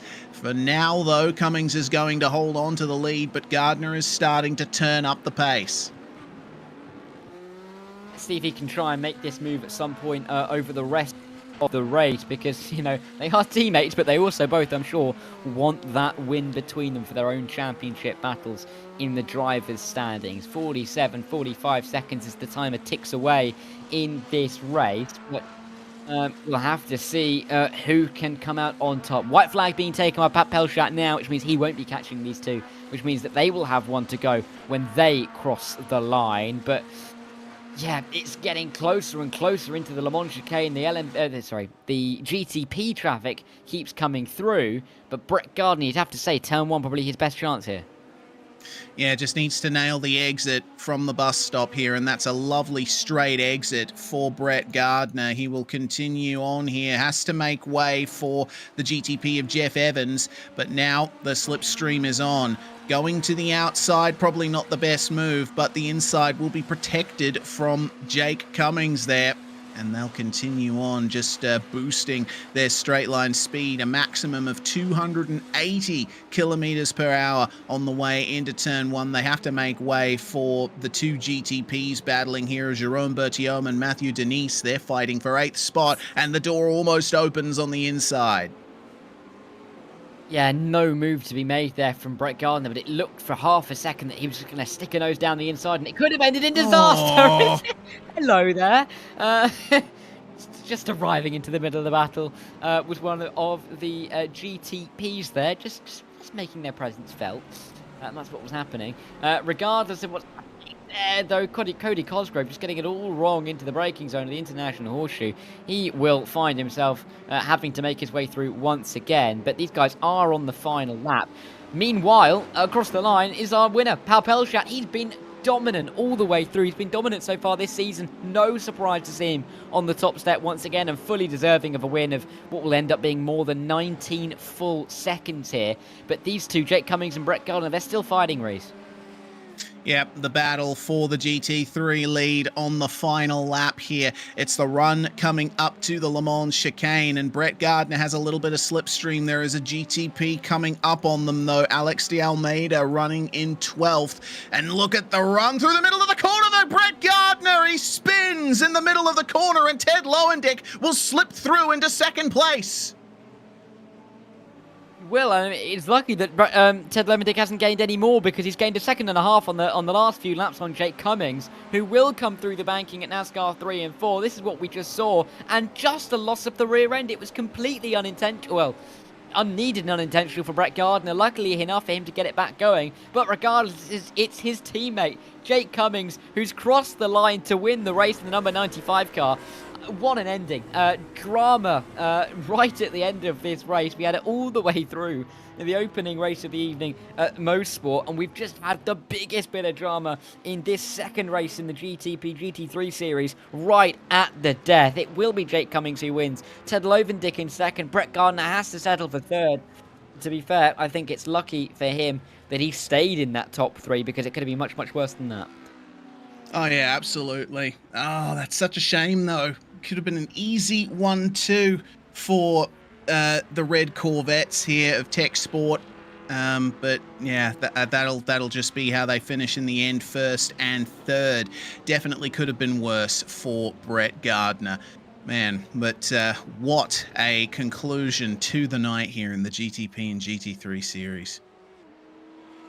And we can bring up the results for you now. The official, well, the unofficial official results of the race, of course. Nothing has been decided if there were any incidents, but regardless, this is what we got from what was a very enthralling race after 29 laps of Daytona. Pelchat wins the race, but look at that margin, 19 full seconds ahead of Nathan Bartley. Nicholas Schwartz will be very pleased, I'm sure, to pick up a podium. I believe his first of the season in P3. Ray Kingsbury and Kevin Santana, 4th and 5th. Darian Roy, Jeff Evans, Matthew Denise in the top 8. And then Jerome, who finished in the top 9. Berthiaume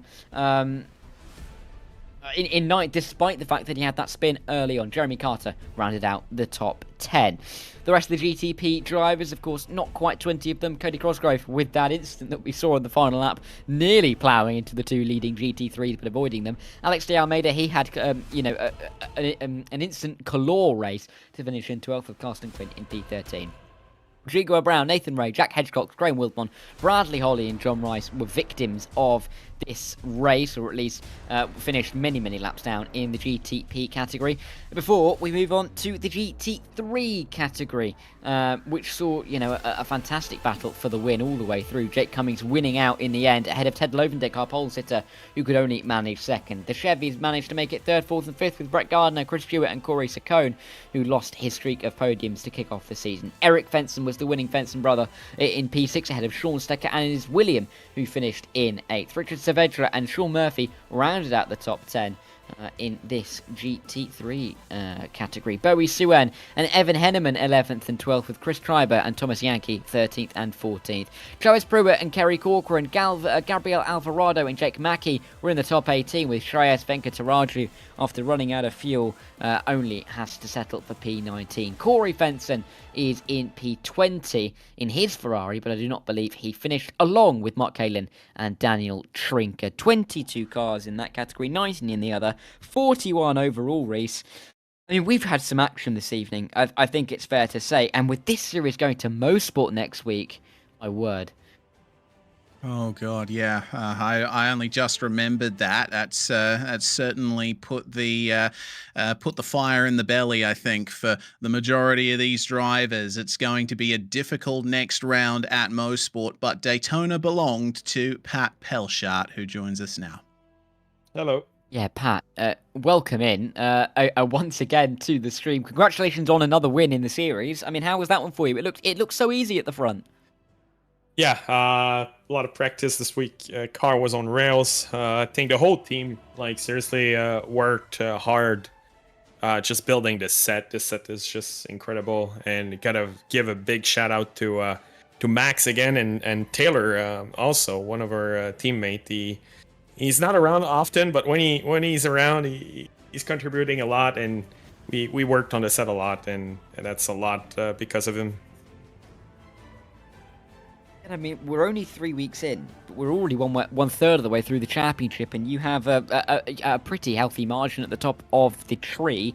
I mean, how much confidence does that give you going into the next rounds, especially at such a different track as Mosport?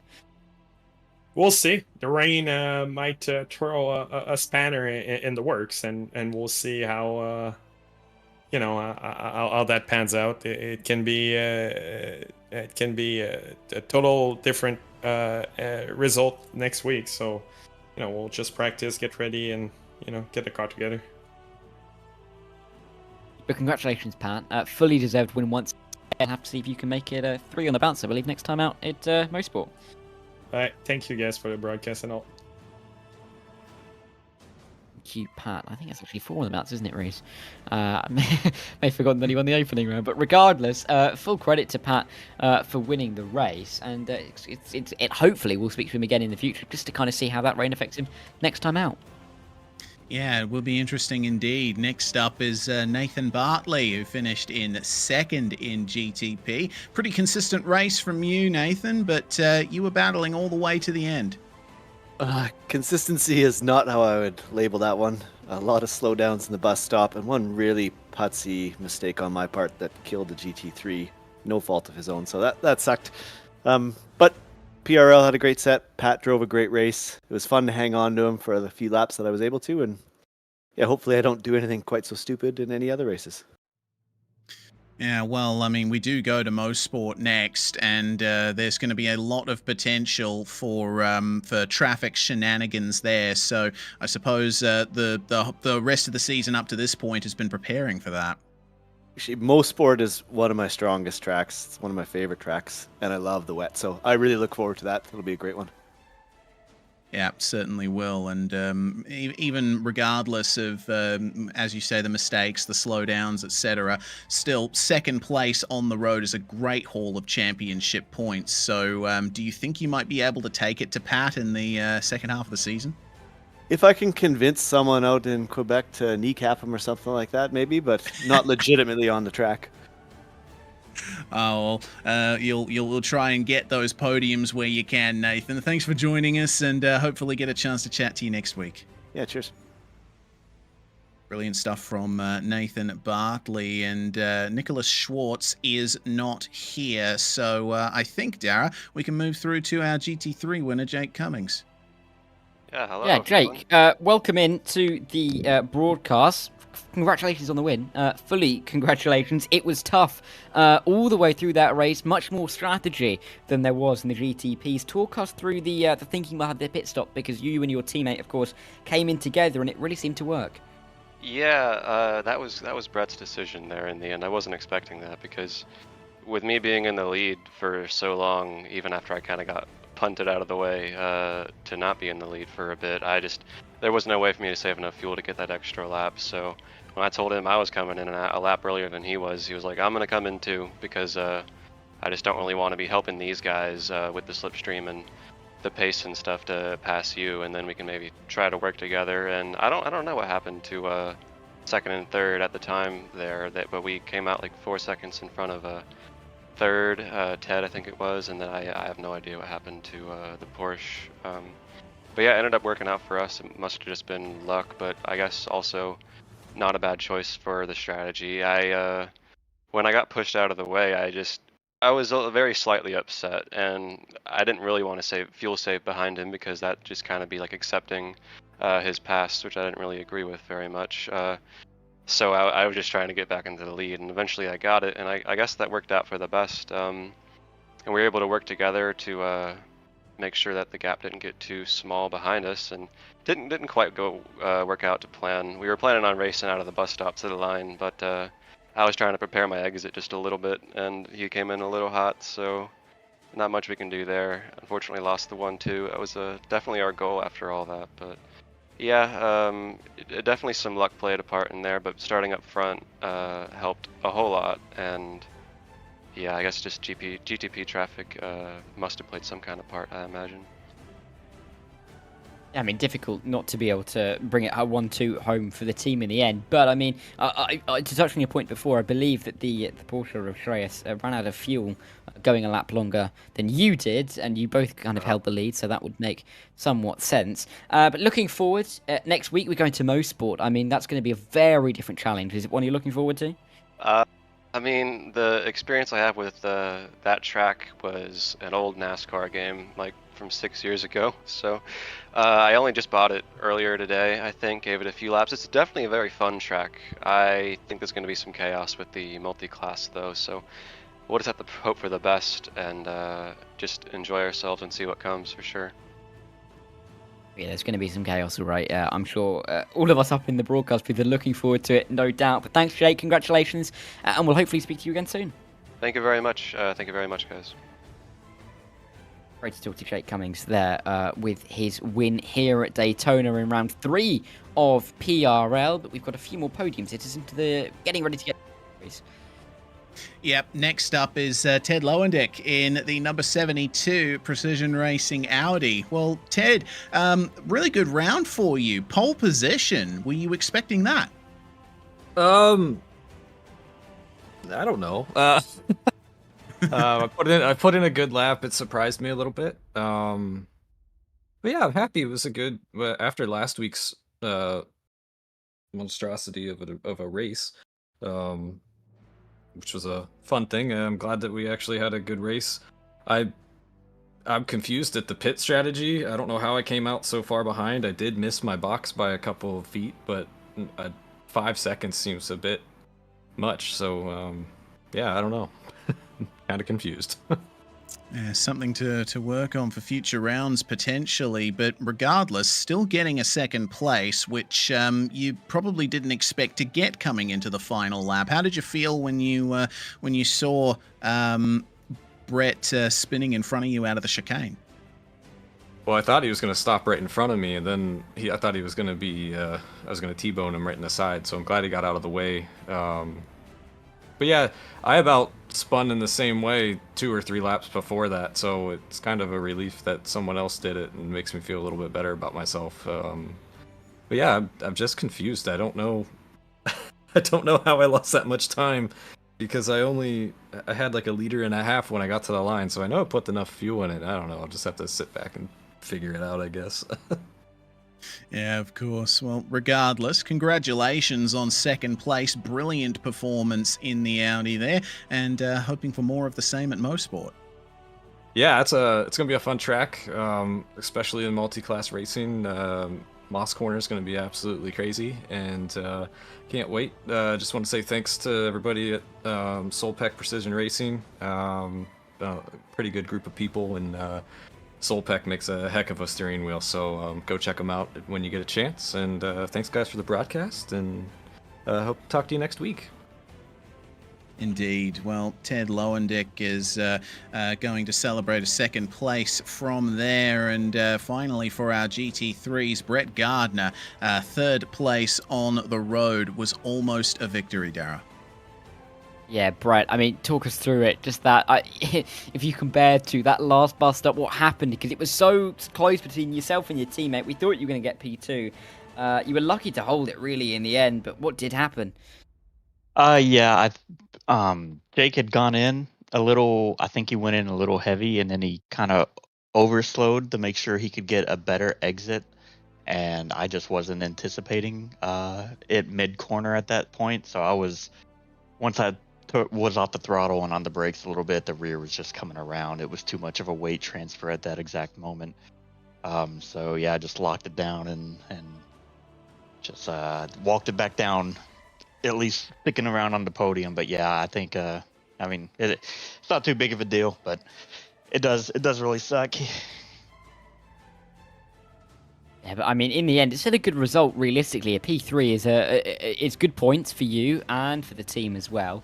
Looking forwards, again, we've got a very wide-ranging calendar. Mosport, though, we've been talking to the others, very different to this circuit. One you're looking forward to, one you're not. You think it could be quite an interesting one? I would say I'm looking forward to Mosport, and I'm definitely glad that we're past Daytona now. So, yeah, absolutely. Looking forward to Mosport. Yeah, absolutely. Well done, Brett. Congratulations out. Hopefully, we'll be speaking to you again next week after maybe another podium. Thanks, guys. Appreciate it. Gardner there, rounding out our podium finishers. And I think we're going to have one more person to interview, Reese, to try and find out what happened in that multi-car pileup.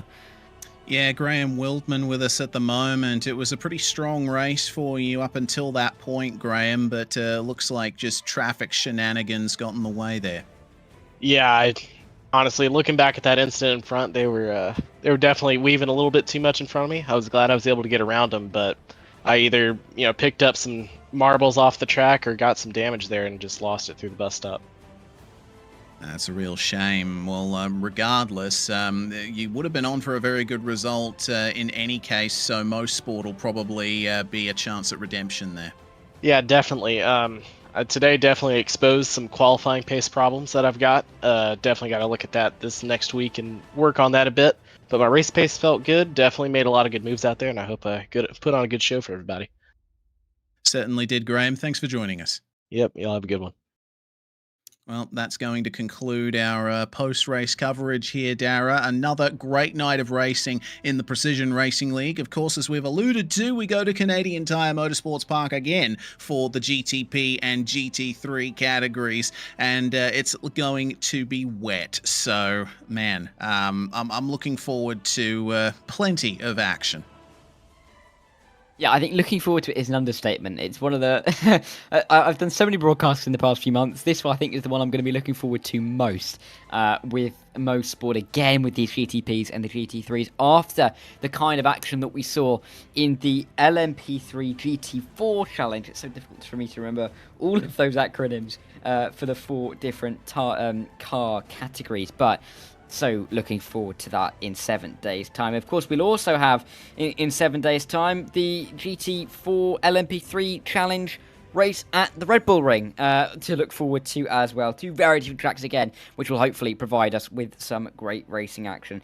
This will be where we wrap up the stream and all the action here this evening, and where we thank you for you watching along this evening. We've had some great support on the stream. We've had over 70 of you watching through most of the 2 hours that we have been live, so many thanks to all of you that have tuned in, who have contributed to the chat and who have been engaged as well. My thanks to Reese Gardner and, of course, to Dustin Ollis